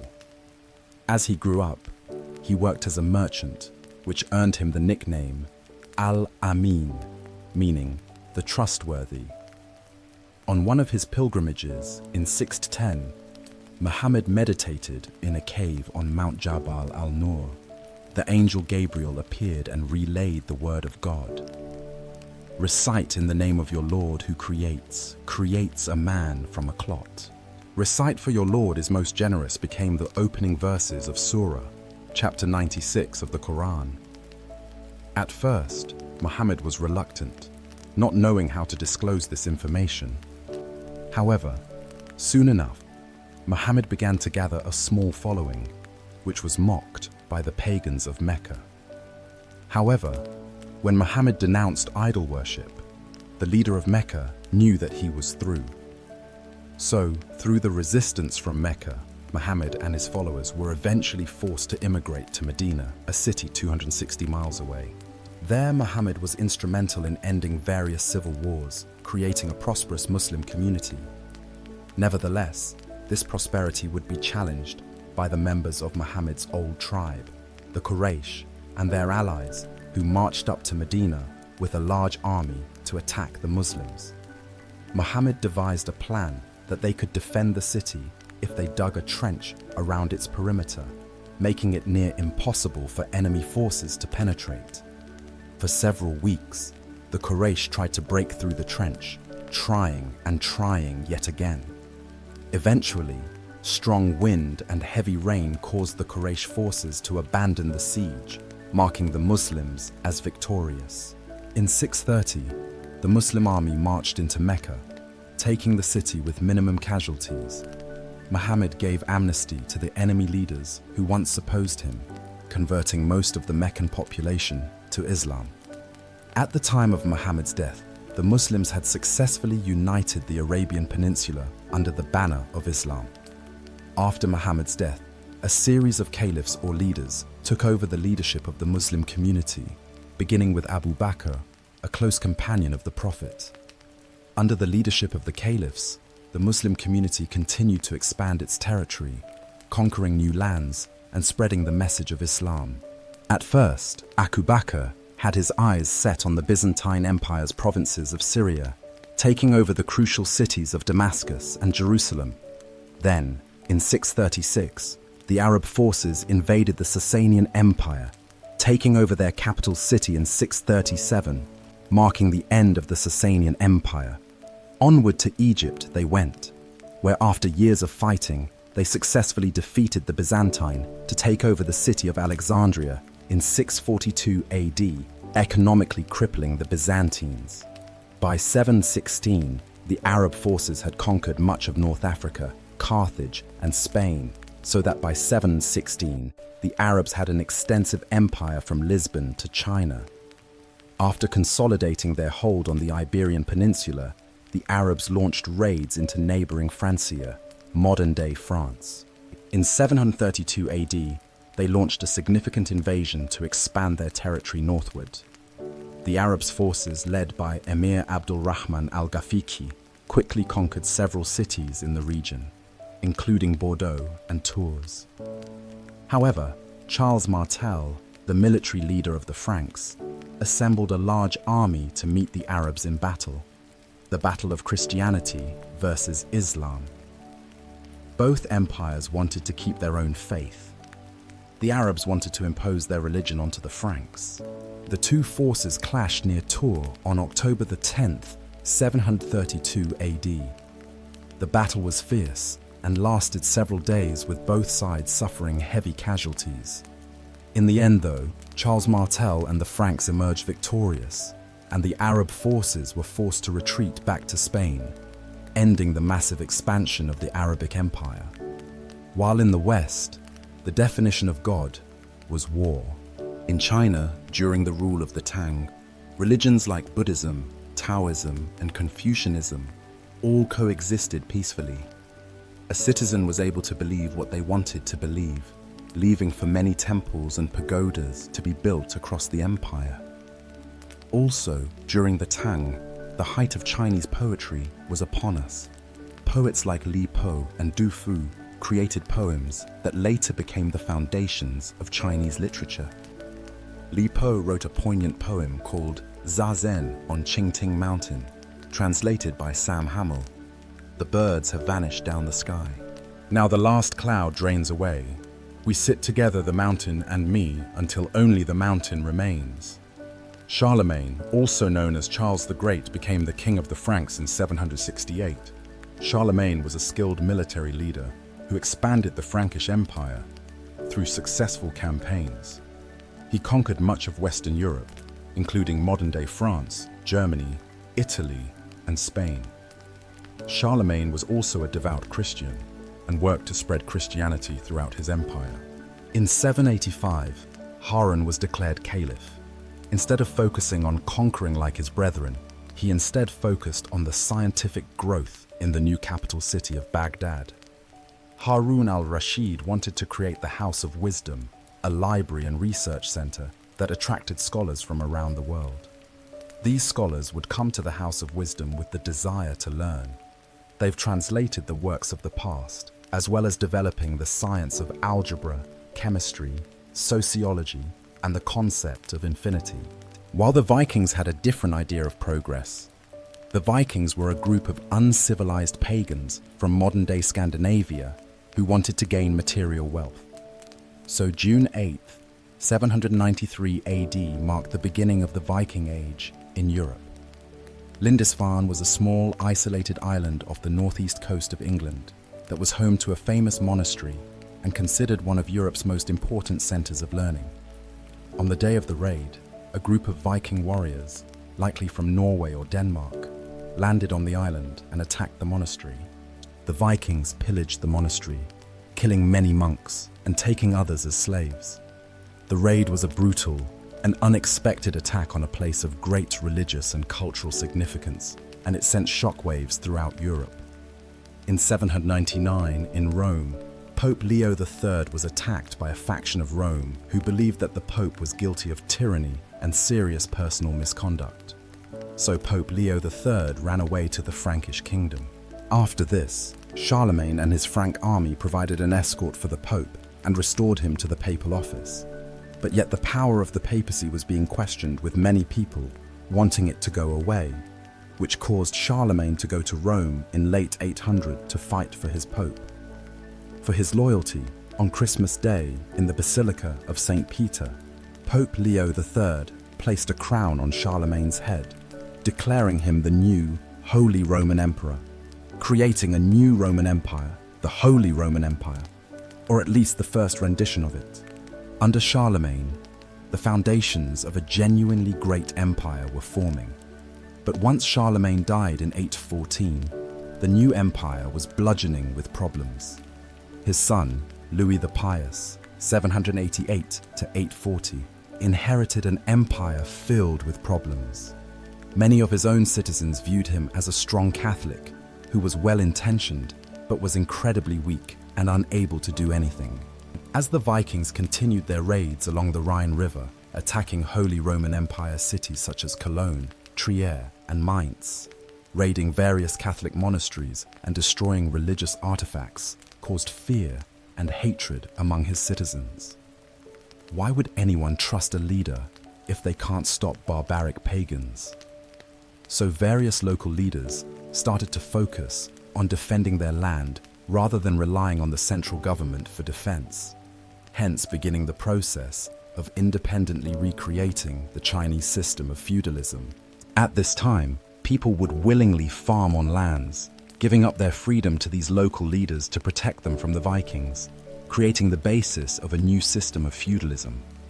While the Holy Roman Empire might have been fighting with the Vikings and the Byzantines were fighting with the Arabs. In 820, a group of Arab raiders landed on the island of Crete. Over the next several years, Arab forces gradually gained control of the island, overcoming the resistance of the Byzantine defenders. The conquest was completed in 827, and Crete became part of the Arab Empire. The conquest of Sicily and Sardinia followed a similar pattern. In 827, a large Arab fleet landed on Sicily, and Arab forces quickly gained control of much of the island. They then moved on to Sardinia, which fell to the Arab invaders in 828. In the Holy Roman Empire, once Louis the Pious died in 840 AD, so did the Charlemagne Empire. The infighting between family members grew, leading to the Holy Roman Empire being divided between three family members in the famous Treaty of Verdun. In the West, the formation of the West Frankish Kingdom was given to Charlemagne's grandson, Charles the Bald, in modern-day France. In the East, the East Frankish Kingdom was given to another grandson, Louis the German, which was obviously settled in modern-day Germany, while the Middle Kingdom was given to Charlemagne's eldest son, Lothair.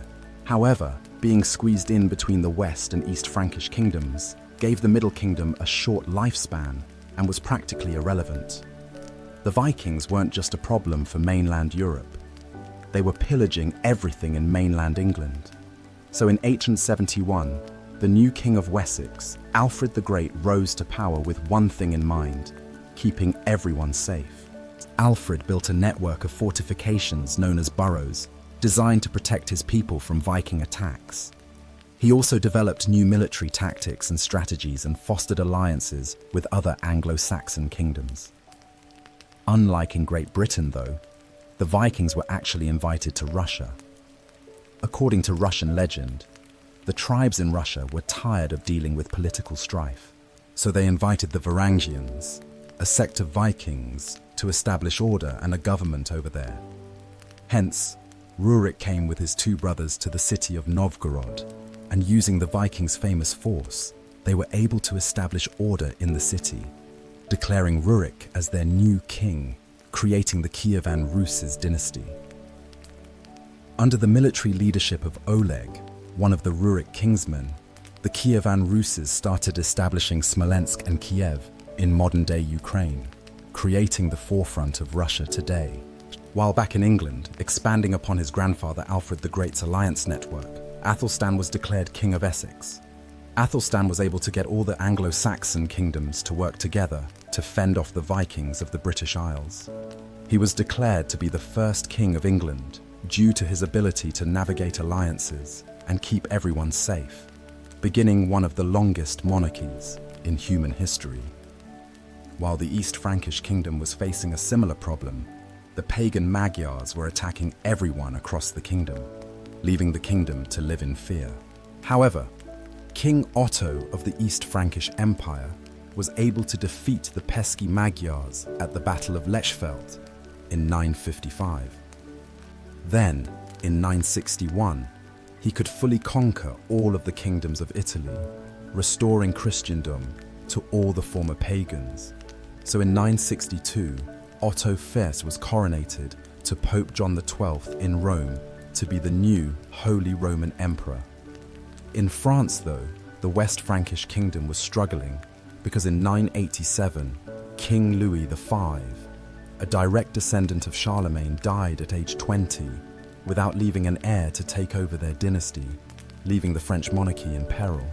So the French aristocracy had an election between Hugh Capet, a noble with extensive lands in the region of Île-de-France, and Charles, Duke of Lower Lorraine. With the support of Adalberon, the Archbishop of Reims, Hugh Capet became the first king of France, starting the Capetian dynasty. However, at this time, the typical person in Europe was always living in fear. Every civilization was on the verge of conquering. They've all become land-hungry and were willing to fight for it. So across Europe at this time, every civilization started to entrench their society in the ideas of feudalism, leading to another social pyramid. At the bottom lay the serfs. Their job was to farm the land and ensure everyone was fed. Then came the knight, who provided protection for the people. Then came the nobles, who ruled over a specific territory, owning the land.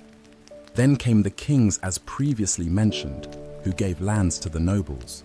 But all the way at the top was the Pope, because the Pope could speak directly to God and had God-given ownership of all the lands. In the early 11th century, Leif Erikson was sent on a voyage to discover lands west of Greenland. If you look at a map, west of Greenland is the Americas.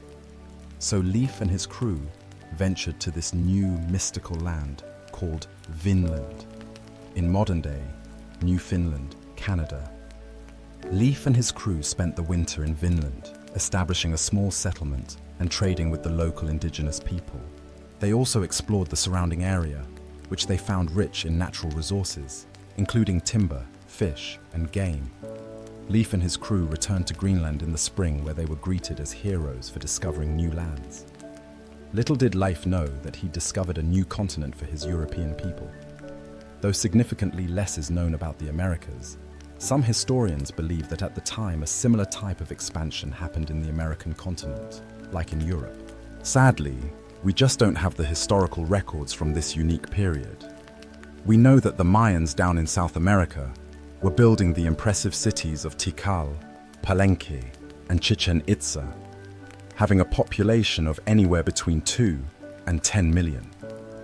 We also know that there were various tribes across the north, including the Cherokee, the Navajo, and the Inuits. The Inuits are most likely to have interacted with Leif's fleet. While back in Europe, in the holy city of Jerusalem laid the very famous church, the Church of the Holy Sepulchre. According to Christian belief, this church was built on the day Jesus was crucified and resurrected. However, in 1009 AD, Arab Caliph al-Hakim ordered the destruction of this sacred holy site. All of the sacred sites were destroyed, leaving them completely annihilated. When the news reached Europe, Christians were horrified. Pope Sergius IV sent a circular letter to all churches calling for a holy fight in the Middle East and the expulsion of Muslims from the Holy Land. But yet, the Arabs of the Abbasid Caliphate would actually be expelled by another before Jerusalem, the Seljuk Turks. A Central Asian Turkish people of the Muslim faith were beginning to grow their empire. In 1055, they took over the Abbasid Caliphate capital city of Baghdad.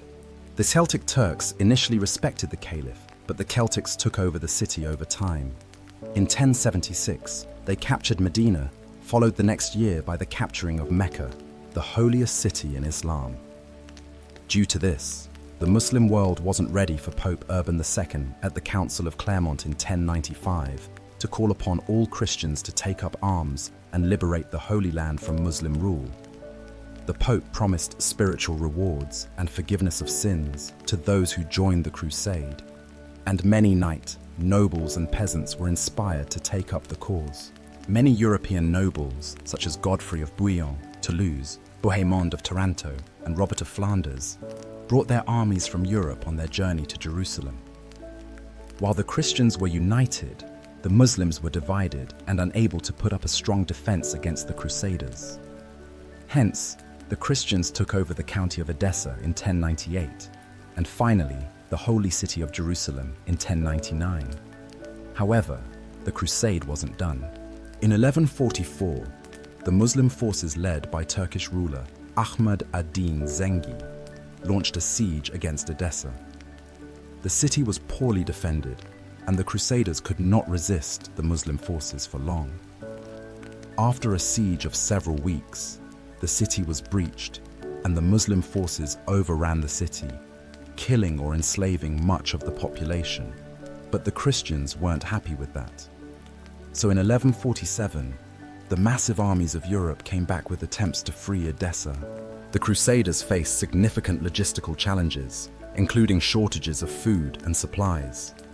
They were also plagued by infighting and political rivalries, which caused the campaign to be in ruin after the disastrous loss of the Battle of Inab in 1149, which resulted in the capture of King Louis VII and the loss of much of the Crusader army. While the Christians and Muslims were fighting, the Hindus in the Khmer Empire, under King Suryavarman II, built a fantastic temple for the Hindu god Vishnu called the Angkor Wat. Vishnu is an important god in Hinduism, known as the preserver and protector of the universe. He has 10 incarnations or avatars and is often depicted as having blue skin and holding 4 objects. As you approach Angkor Wat, you are greeted by a massive moat and a grand entrance gate adorned with intricate carvings of mythological creatures and deities. The main temple rises like a towering mountain with intricate carvings and reliefs that tell the stories of Hindu mythology and the history of the Khmer Empire.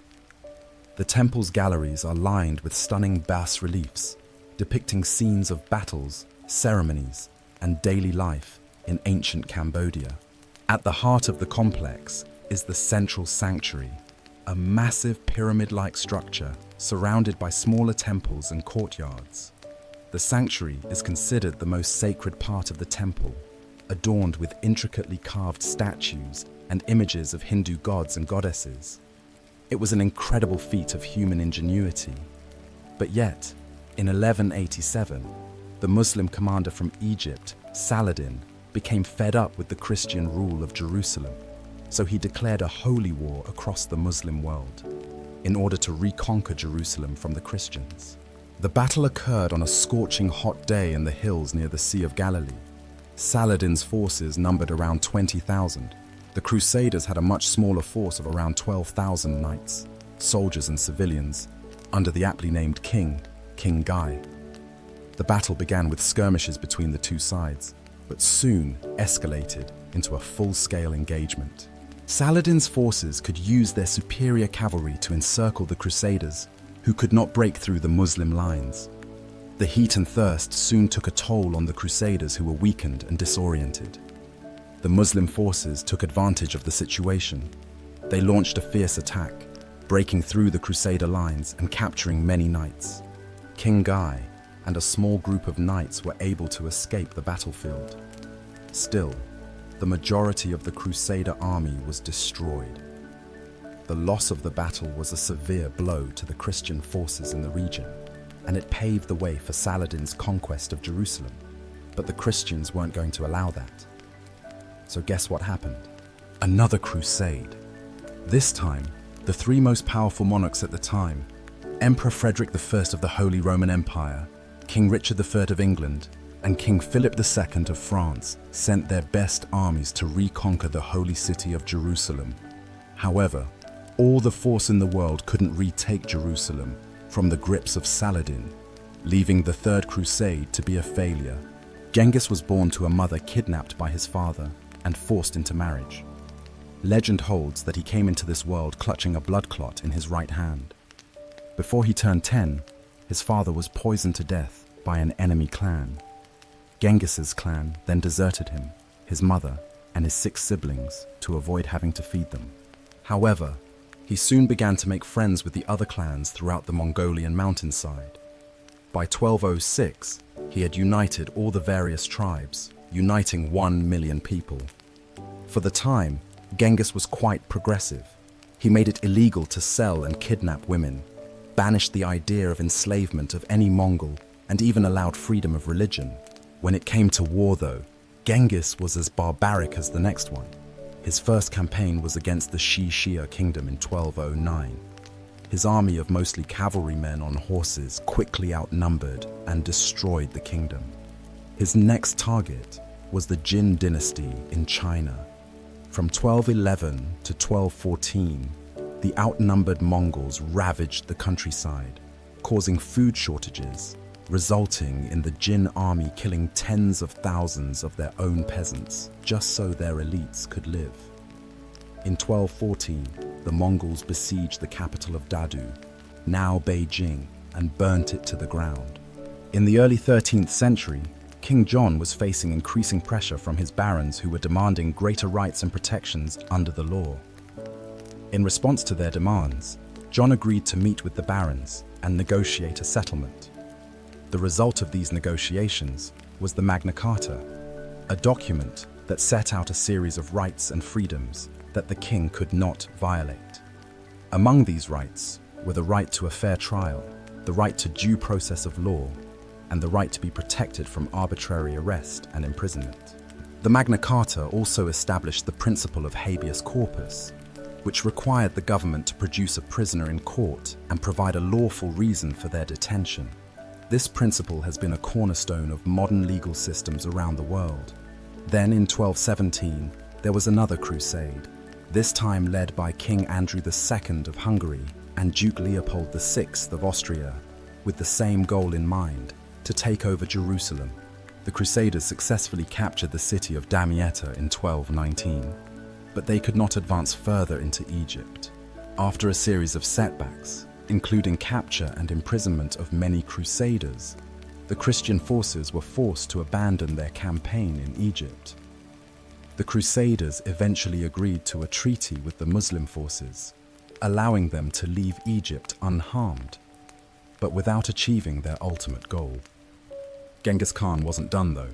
In 1219, went to war against the Khwarezmian Empire, in present-day Turkmenistan, Uzbekistan, Afghanistan, and Iran. During his raids, the Mongol horde swept through one city after another, taking over the likes of Bukhara, Samarkand, and Urgench. Skilled workers, such as carpenters and jewelers, were usually saved while aristocrats and resisting soldiers were killed. Unskilled workers, meanwhile, were often used as human shields during the next assault. No one knows with any certainty how many people died during Genghis Khan's wars, in part because the Mongols propagated their vicious image as a way of spreading terror. At Genghis Khan's death, he controlled a massive territory from the Sea of Japan to the Caspian Sea. However, even more impressively, around 8 of the men in South Asia descend from Genghis Khan today. In 1228, Emperor Frederick II of the Holy Roman Empire tried to conquer the Holy Land, but failed, ending the Sixth Crusade. Of course, the Holy Roman Empire couldn't be the only one crusading. King Louis IX of France in 1248 decided to start the Seventh Crusade to retake Jerusalem, but he was taken prisoner by the Muslims and forced to pay a hefty ransom as he retreated. However, that didn't deter King Louis IX, because in 1270 he was at it again, trying to free Jerusalem from the grips of Muslim rule. But this time, he died of dysentery. Once King Louis IX died, his troops retreated, creating the 8th and final time there was a crusade. In England, though, in 1295, England was making a diplomatic headway. In a letter summoning Parliament, King Edward I wrote, "Since the most righteous law of the emperors ordains that what touches all should be approved by all, so it appears that common danger should be met by remedies agreed upon and common. As King Edward, I would then request 1/10 of the incomes of nobles and 1/11 of the income of knights, creating one of the first parliaments we would see in the new age." While down in Africa, a leader of extravagant wealth, Mansa Musa, was gaining power.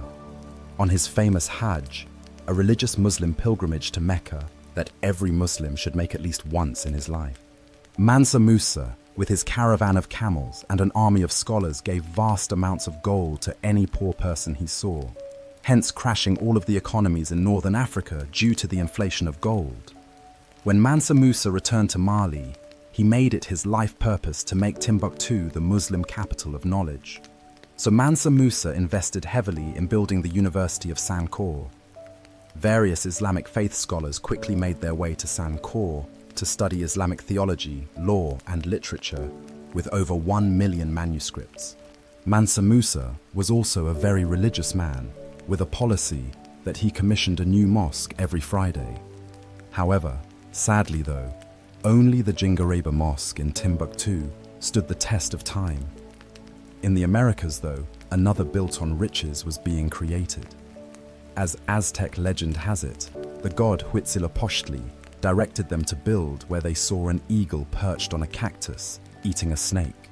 When they saw this exact scene on an island located in what was once Lake Texcoco, they interpreted it as a sign from their god and founded Tenochtitlan on that island.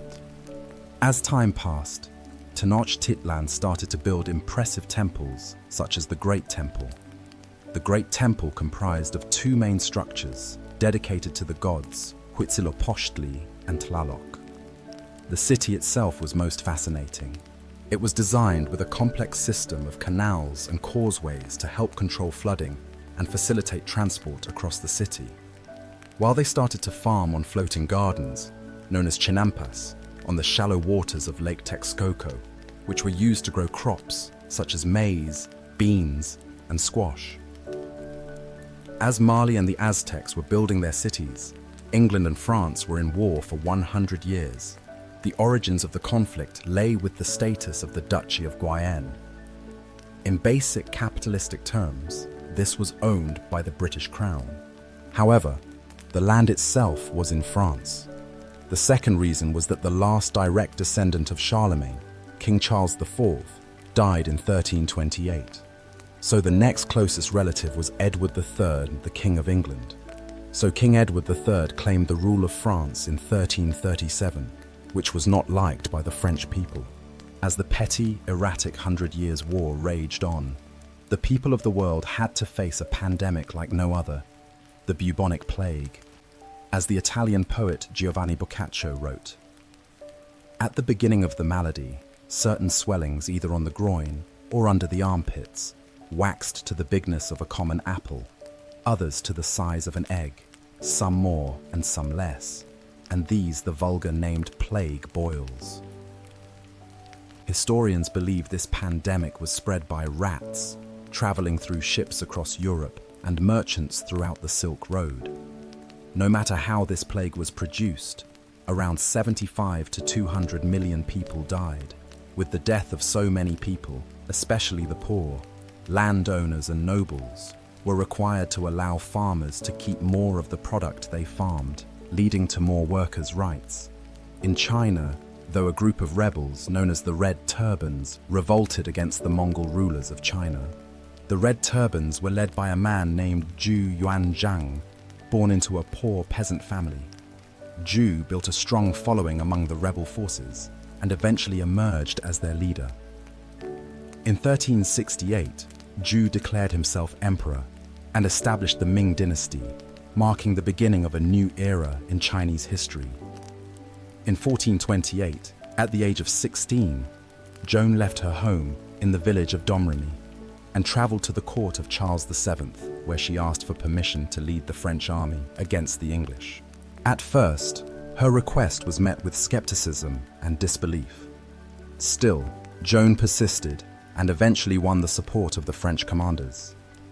Joan's first major military victory came in the Siege of Orleans in 1429. She led the French troops in a series of daring attacks on the English forces, and she broke the siege and liberated the city. This victory boosted French morale and helped to turn the tide of the war in their favor. Over the next several months, Joan led the French army to victories against the English, including the Battle of Patay in June 1429. However, her success also made her enemies in the English and French court. In 1430, she was captured by the English and put on trial for heresy and witchcraft. Joan was subjected to a grueling trial. She was accused of various crimes, including dressing in men's clothing, practicing sorcery, and hearing voices. Despite the odds against her, Joan remained steadfast in her faith and her belief that she was carrying out God's will. In the end, Joan was found guilty and sentenced to death by burning at stake. She was executed on May 30th, 1431, at 19. Then 20 years later, in the Battle of Castilian, Charles II of France led a French army which defeated the English army, effectively ending English territorial claims in France. While back in the great city of Constantinople, the Byzantine Empire was declining, weakened by years of war, political instability, and economic turmoil. In contrast, the Ottoman Empire, led by Sultan Mehmed II, was on the rise, and Sultan saw an opportunity to expand his empire and gained control of the strategic city of Constantinople. By 1453, Mehmed II led an army of 80,000 soldiers, including elite Janissary troops and a powerful artillery force, to besiege Constantinople. The Byzantine defenders, led by Emperor Constantine XI, were vastly outnumbered and outgunned. They faced a seemingly impossible task to hold off the Ottoman assault. The Ottomans bombarded the city with artillery for nearly 2 months, causing extensive damage to the walls and fortifications. The Byzantine defenders meanwhile struggled to maintain morale and keep their troops fed and supplied. Then, on the fateful day, May 29, 1453, the Ottomans launched a massive assault on the city. Climbing up covered by siege towers, they were able to breach the walls and gain access to the city.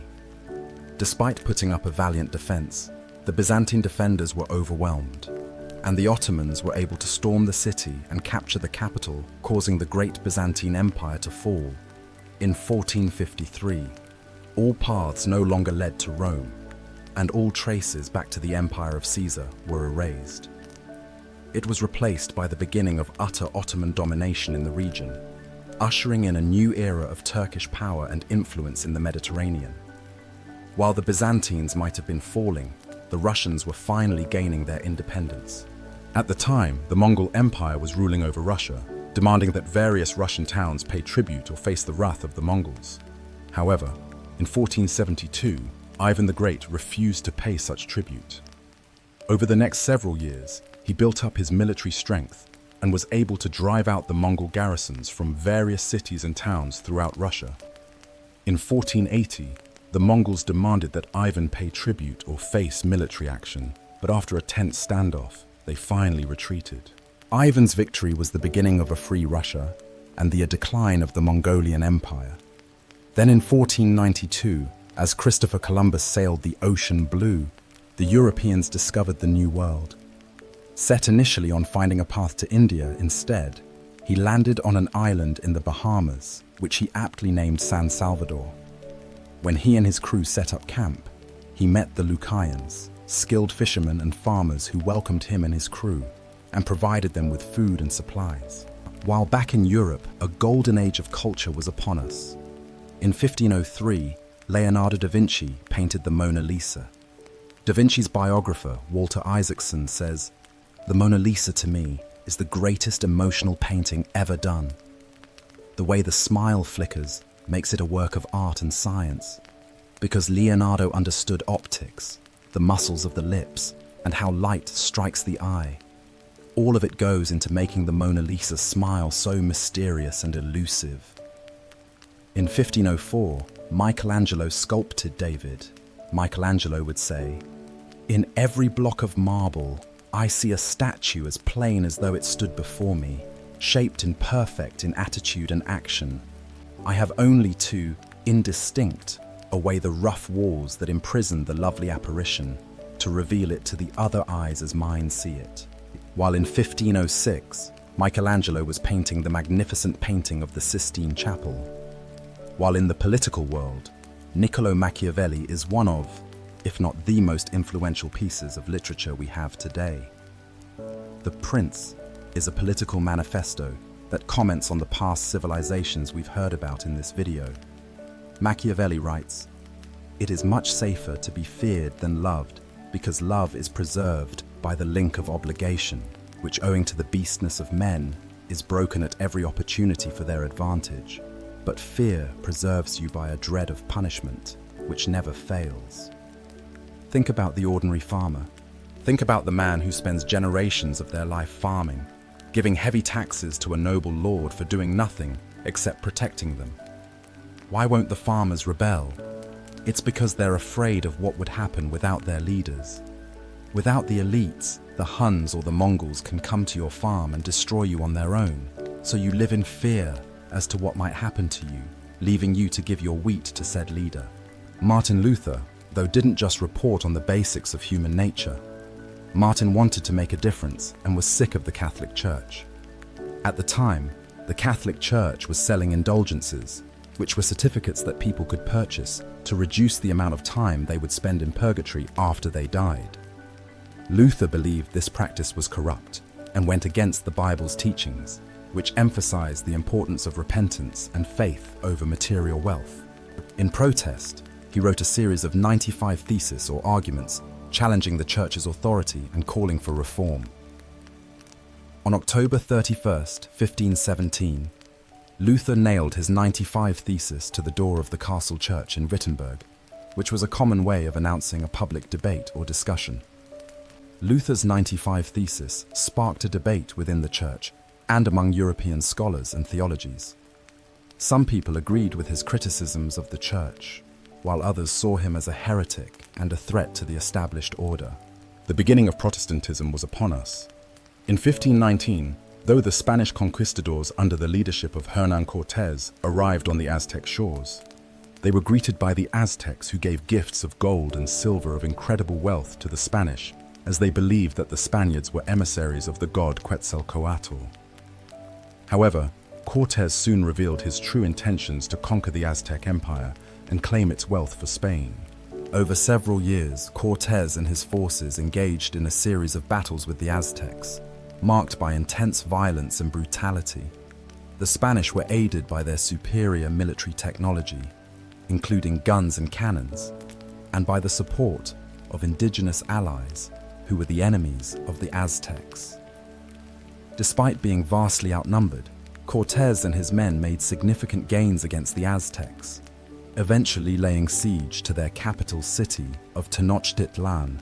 After months of fighting, the city fell to the Spanish in 1521, and the Aztec Empire was effectively destroyed. Then, following the strategy of Cortés, Francisco Pizarro led an expedition that conquered the Incan Empire in present-day Peru. Though the violence was authoritarian, the biohazards were even more demanding. The Europeans, due to having survived illnesses such as the bubonic plague and smallpox, developed immunity to many of these diseases that they've, one way or another, spread to the native people, essentially over time, killing them off. Under Suleiman the Magnificent's leadership, the Ottoman Empire became one of the most powerful and influential empires in world history. Suleiman was a brilliant strategist and military leader, and his reign was marked by significant conquests and political achievements. Like many other leaders, he set out to conquer the world. By the end of his reign, Suleiman the Magnificent presided over a vast empire that stretched from southeastern Europe to the deserts of Arabia and from the shores of the Mediterranean to the plains of Persia. His conquests included the capture of Belgrade and Budapest in Europe, Jerusalem and Mecca in the Middle East, and Tabriz and Baghdad in Persia. The Ottomans also became the dominant naval power in the Mediterranean, with control over North African cities, such as Algiers and Tunisia, creating the dominant Ottoman civilization. But yet all things fall when one is in love. And the murder-happy King Henry had fallen in love with Anne Boleyn and was desperate to marry her. However, Catherine of Aragon was still alive, and the Catholic Church did not recognize divorce. Henry's solution was to break away from the Catholic Church and established the Church of England with himself as the head. In 1534, Henry passed the Act of Supremacy, which declared that the king, not the Pope, was the supreme head of the Church of England, leaving the Catholic Church to be angry and excommunicate Henry VII, leaving a schism between the Church of England and the Catholic Church, even today. Ivan the Terrible is now the ruler of Russia. In the early years of his reign, Ivan enjoyed significant success, launching military campaigns against neighboring kingdoms and expanding Russia's borders. He also oversaw the construction of magnificent public works, including St. Basil's Cathedral in Moscow. However, as Ivan grew older, he became increasingly paranoid and erratic. He launched a series of brutal purges and executions targeting anyone he perceived as threatening his power. He also had a volatile temper, lashing out at advisors and nobles who dared to question his decisions. In 1560, Ivan suffered a devastating personal loss when his beloved wife Anastasia died. This event seems to have triggered a significant psychological breakdown, and Ivan became increasingly unstable and violent. He launched a series of bloody campaigns against his own people, including the notorious Oprichnina, a campaign of terror and repression that killed thousands of Russians and destroyed countless homes and families, truly deserving of the name Terrible. While Russia was going through that, England was on the rise with the start of the English Renaissance. Under the leadership of Queen Elizabeth I, Elizabethan playwrights dominated the scene, creating written words that were poetic in language and poignant in meaning. They've even written plays about people we've already talked about. William Shakespeare wrote many plays, including histories. Julius Caesar, which was about the assassination of Julius Caesar, King John, which was about the 100 Years' War, and Henry VII was a play about showing human needs to gain power. Other notable playwrights who filled the scene were Christopher Marlowe, Ben Jonson, and John Webster. While on the other side of the world, the English colony of Jamestown was forming in Virginia. Under the Virginia Trading Company, slightly up north, Samuel de Champlain was establishing the French colony of Quebec in Canada. While back in the Old World, they were having a new era of fighting, the 30 Years' War. This time, it was between the Protestants and the Catholics. It began in 1618, when the Holy Roman Emperor attempted to impose Catholicism on the Protestant population of Bohemia. The Bohemians rebelled, and soon the conflict spread throughout the region. Over the next 30 years, armies marched and counter-marched across Europe, leaving a trail of destruction and devastation. The war was characterized by brutal sieges, bloody battles, and atrocities committed by both sides. At its height, the war involved most of the major powers of Europe, including France, Spain, Sweden, and the Holy Roman Empire. It was fought along religious, political, and economic lines, with each side vying for dominance and control. The war finally ended in 1648 with the signing of the Peace of Westphalia. The treaty recognized the Dutch Republic's independence, established the individual state's sovereignty within the Holy Roman Empire, and ended the religious conflicts that fueled the war. While in China, the Ming court was plagued by corruption, factionalism, and economic decline. The emperor at the time, Chongzhen, faced mounting pressure from his advisors to strengthen the military and defend against the Manchu threat. However, his efforts were hindered by infighting among officials and a lack of resources.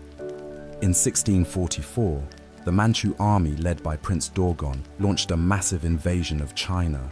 The Ming army, weakened by years of neglect and corruption, was no match for the highly disciplined and skilled Manchu forces. The Manchus quickly conquered Beijing and installed their puppet emperor, ending the Ming dynasty, continuing the cycle of dynasties in China. While in Spain, King Charles II died without having any heirs, creating a real political crisis of who should be the leader. King Louis XIV of France supported his grandson Philip as the rightful heir to the Spanish throne, hoping to secure French influence over Spain and its territories. On the other hand, Emperor Leopold III of Austria supported the candidacy of Archduke Charles, a member of the Habsburg dynasty, who was seen as a potential ally against French expansionism. The conflict soon escalated into a major war, with many European powers taking sides and forming alliances. The principal belligerents were France and Spain against a coalition of Austria, Great Britain, the Dutch Republic, Portugal, and several other minor powers. The war ended with the Treaty of Utrecht in 1713, which recognized Philip as King of Spain, but required him to renounce any claims to the French throne and cede some territories to Great Britain and Austria. The Treaty of Rastatt, signed the following year, officially ended the war. In 1707, the Acts of the Union were passed by the Parliaments of England and Scotland, which united the two kingdoms into a single political entity known as Great Britain, hence creating the legal foothold, that is, Great Britain. However, Scotland took a disliking to this. There were protests and uprisings in the years following the Union, including the Jacobite risings of 1715 and 1745, which aimed to restore the Scottish monarchy and independence. Then on July 4th, 1776, a group of American patriots stood in a room in Philadelphia, signing a document that would say the words, "We hold these truths to be self-evident, that all men are created equal, that they are endowed by their Creator with certain unalienable rights, that among these are life, liberty, and the pursuit of happiness." War in the Americas was on. But back in Europe, the tone was quite different. Adam Smith published the famous book, The Wealth of Nations, the foundations of laissez-faire economics, which essentially says the market would balance itself out over time. In Austria, Mozart was performing his magnum opus, the Hafner Serenade. Mozart's Hafner Serenade is a charming and elegant work featuring courtly dance music and light lyrical melodies. Its graceful melodies, subtle harmonies, and elegant instrumental writing characterize it. As the war continued, King George III sent his armies of the masses over to America. Though the colonists had little military training, their knowledge of the terrain and guerrilla tactics made them nearly invisible. At the same time, the Red Army coats were easy to see for the Americans. In the summer of 1781, George Washington and French General Rochambeau marched their forces south to Virginia. where they laid siege to Cornwallis and his army at Yorktown. The British were trapped and could not escape by land or sea. The siege dragged on for weeks. The American and French forces bombarded the British with artillery. They dug trenches to inch their way closer to the British defensive. The French Navy defeated the British Navy in a crucial naval battle off the coast of Virginia, cutting off Cornwallis's only escape route by sea. On October 14, 1781, the American and French forces launched a massive assault on the British defenses. The British fought valiantly, but were vastly outnumbered and outgunned, and they soon began to falter. On October 19th, Cornwallis surrendered his army to Washington, effectively ending the war. The victory at Yorktown was a decisive moment in the war, and it marked the end of British rule in America and the beginning of a new experiment. With America finally being free from the totally tyrannical grips of Britain, they had one issue. How were they going to lead? Were they going to make General George Washington their monarch? Therefore, democracy was chosen. However, Plato made a good point many years ago that the common man was incapable and not wise enough to pick a better leader, to lead them to success. So the American-founded Constitutional Convention came up with this idea of the Electoral College, where the common man would vote for a particular person who would then have a say in who could be president. So instead of the president being directly voted on by the people, they would vote on elites who would then vote for the president directly. The French then noticed how well the American Revolution went. At the time, the French were ruled by King Louis XVI and his wife, Queen Marie Antoinette. As Queen Marie Antoinette told the peasants, "Let them eat cake," the people of France got together. They decided they wanted more say in how the country was run, and they formed a group called the National Assembly and started making new laws to give them more rights. One of the most famous events of the French Revolution was the storming of the Bastille. This was a prison that represented the king's power, and the people wanted to show that they were not afraid of him. They broke into the prison and freed the prisoners, which started a revolution throughout France. Many influential people lost their heads during the revolution, including King Louis XVI and his wife Queen Marie Antoinette. The people were tired of being ruled by a king and queen who didn't care about them, and they wanted to create a new system where everyone would have a say, and the people of France voted in Maximilien Robespierre. In 1789, Robespierre was elected as a delegate to the Estates General, which was convened to address France's financial crisis.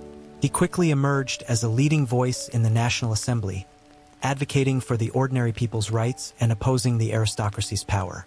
As the revolution continued, though, Robespierre became increasingly radical in his views, advocating for the execution of King Louis XVI and the establishment of a republic.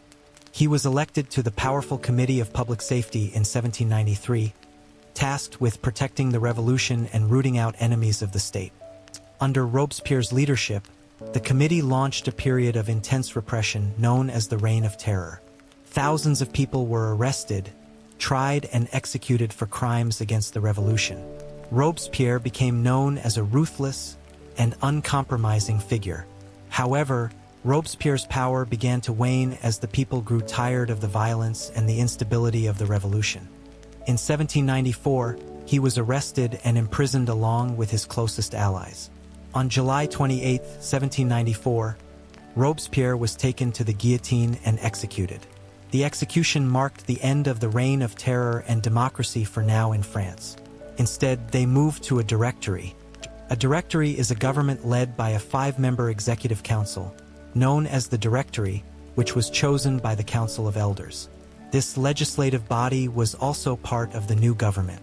The Directory was meant to serve as a moderating force, balancing the interests of the various factions that had emerged during the revolution. However, the Directory concept wasn't successful as well, so General Napoleon Bonaparte decided to overthrow the government and begin his conquests to take over the world. So off Napoleon went to conquer much of Europe. In 1805, Napoleon defeated a combined Austro-Russian army at the Battle of Austerlitz, solidifying his position as one of Europe's most powerful leaders. He then conquered much of the continent, including Spain, Portugal, and the Netherlands. In 1812, Napoleon invaded Russia with a massive army. Still, the campaign proved disastrous and his forces were decimated by the harsh Russian winter. The defeat marked the beginning of Napoleon's downfall. In 1814, the European powers allied against Napoleon and invaded France, forcing him to abdicate his throne and go into exile on the island of Elba. However, he returned to France in 1815 in what became known as the 100 Days and briefly regained power before being defeated by the British and Prussian armies at the Battle of Waterloo. While back in the Americas, Simon Bolivar was on his military campaigns to free Latin American countries from the grasp of the Spanish colonial rule. Bolivar began his military campaigns in Venezuela in 1810, where he led a successful uprising against the Spanish colonial authorities. He then moved on to Colombia, where he won a series of important victories against the Spanish, including the Battle of Boyaca in 1819, which secured the independence of Colombia. Bolivar then turned his attention to Ecuador and Peru, where he won a series of decisive battles that helped secure both countries' independence. He captured the city of Lima in 1824, effectively ending Spanish control of Peru. Bolivar's final military campaign was in Bolivia, where he led the fight for independence against the Spanish in 1825. Bolivia was named in honor of Bolivar, who played a critical role in its liberation. In 1848, two men had an idea that would spark debate worldwide. Karl Marx and Friedrich Engels wrote the book called The Communist Manifesto, which is a book about the idea of communism, where instead of a capitalistic system where the nobles or bourgeois own everything, and the workers and proletariats work for slave wages, instead, what if the proletariats own the means of production and all work together? As Marx and Engels would write, let the ruling classes tremble at a communistic revolution. The proletarians would have nothing to lose but their chains, and they'd to win. They would also write, the need for a constantly expanding market for its products chases the bourgeoisie over the whole surface of the globe. It must nestle everywhere, settle everywhere, establish connections everywhere. Right after the writing of the Communist Manifesto began a period in Europe known as the Scramble for Africa. It all began in the 1870s when European countries began to explore the interior of Africa, looking for new territories to claim and resources to exploit.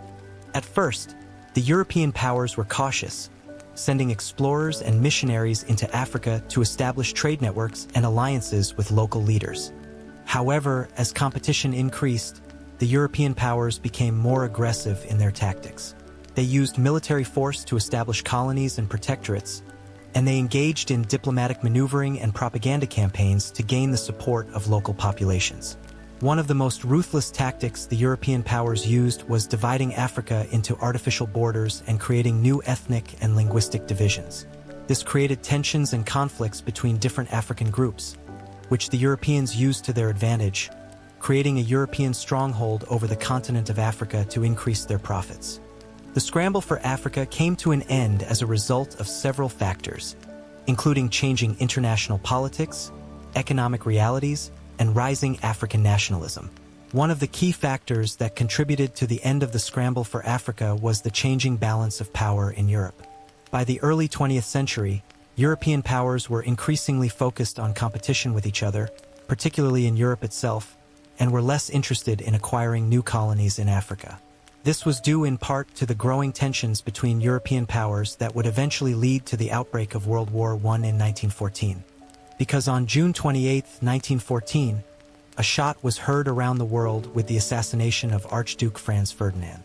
Franz Ferdinand was the heir to the throne of Austria-Hungary, and his assassination by a Serbian nationalist named Gavrilo Princip sparked a diplomatic crisis that quickly escalated into a global conflict.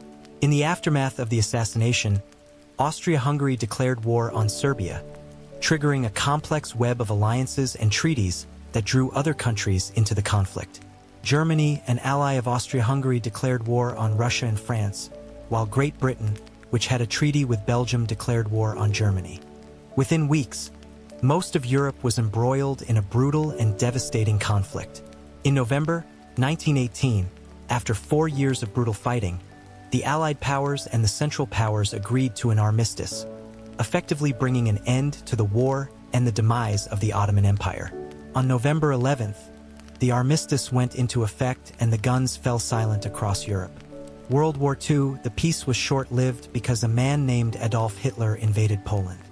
Like Alexander the Great, Julius Caesar, Trajan, Attila the Hun, Genghis Khan, Napoleon Bonaparte, and Suleiman the Great, Adolf Hitler wanted to establish an empire for his nation and his people. Adolf had dreams of building an empire larger than anything that was ever created. He wanted to make the Roman Empire look like nothing. However, for the sake of the world, and especially those Hitler viewed as undesirable vermin, in April 1945, Soviet forces began a massive assault on Berlin. After weeks of intense fighting, the city fell on May 2nd, and German forces surrendered. Meanwhile, Allied forces were closing in from the west, and on May 7th, Germany signed an unconditional surrender, officially ending the war in Europe. A few months later, after the bombings of Nagasaki and Hiroshima, Japan surrendered as well, leaving the war to be over. From World War II on, the world has faced a technological revolution. With Alan Turing's invention of the computer during the war, the world became global. For 50 years, America and the Soviet Union were at war despite the fact that they were on two totally different continents. In 1969, Neil Armstrong landed on the moon saying, "Neil, it's one small step for a man, one giant leap for mankind." Narrator: as the years on the world has become increasingly smaller, computers have become more affordable. Cell phones changed the way we communicated with one another. Let's go back to the story of a man named Gilgamesh on his quest for immortality. At the end of the poem, Gilgamesh realizes life, which you look for, you will never find. For when gods created man, they let death be his share and life withheld in their own hands. The history of human civilizations is an incomplete book, constantly being updated. Some things will never change. However, humans will always die. Empires will always rise and fall. The masses will always clamor towards safety.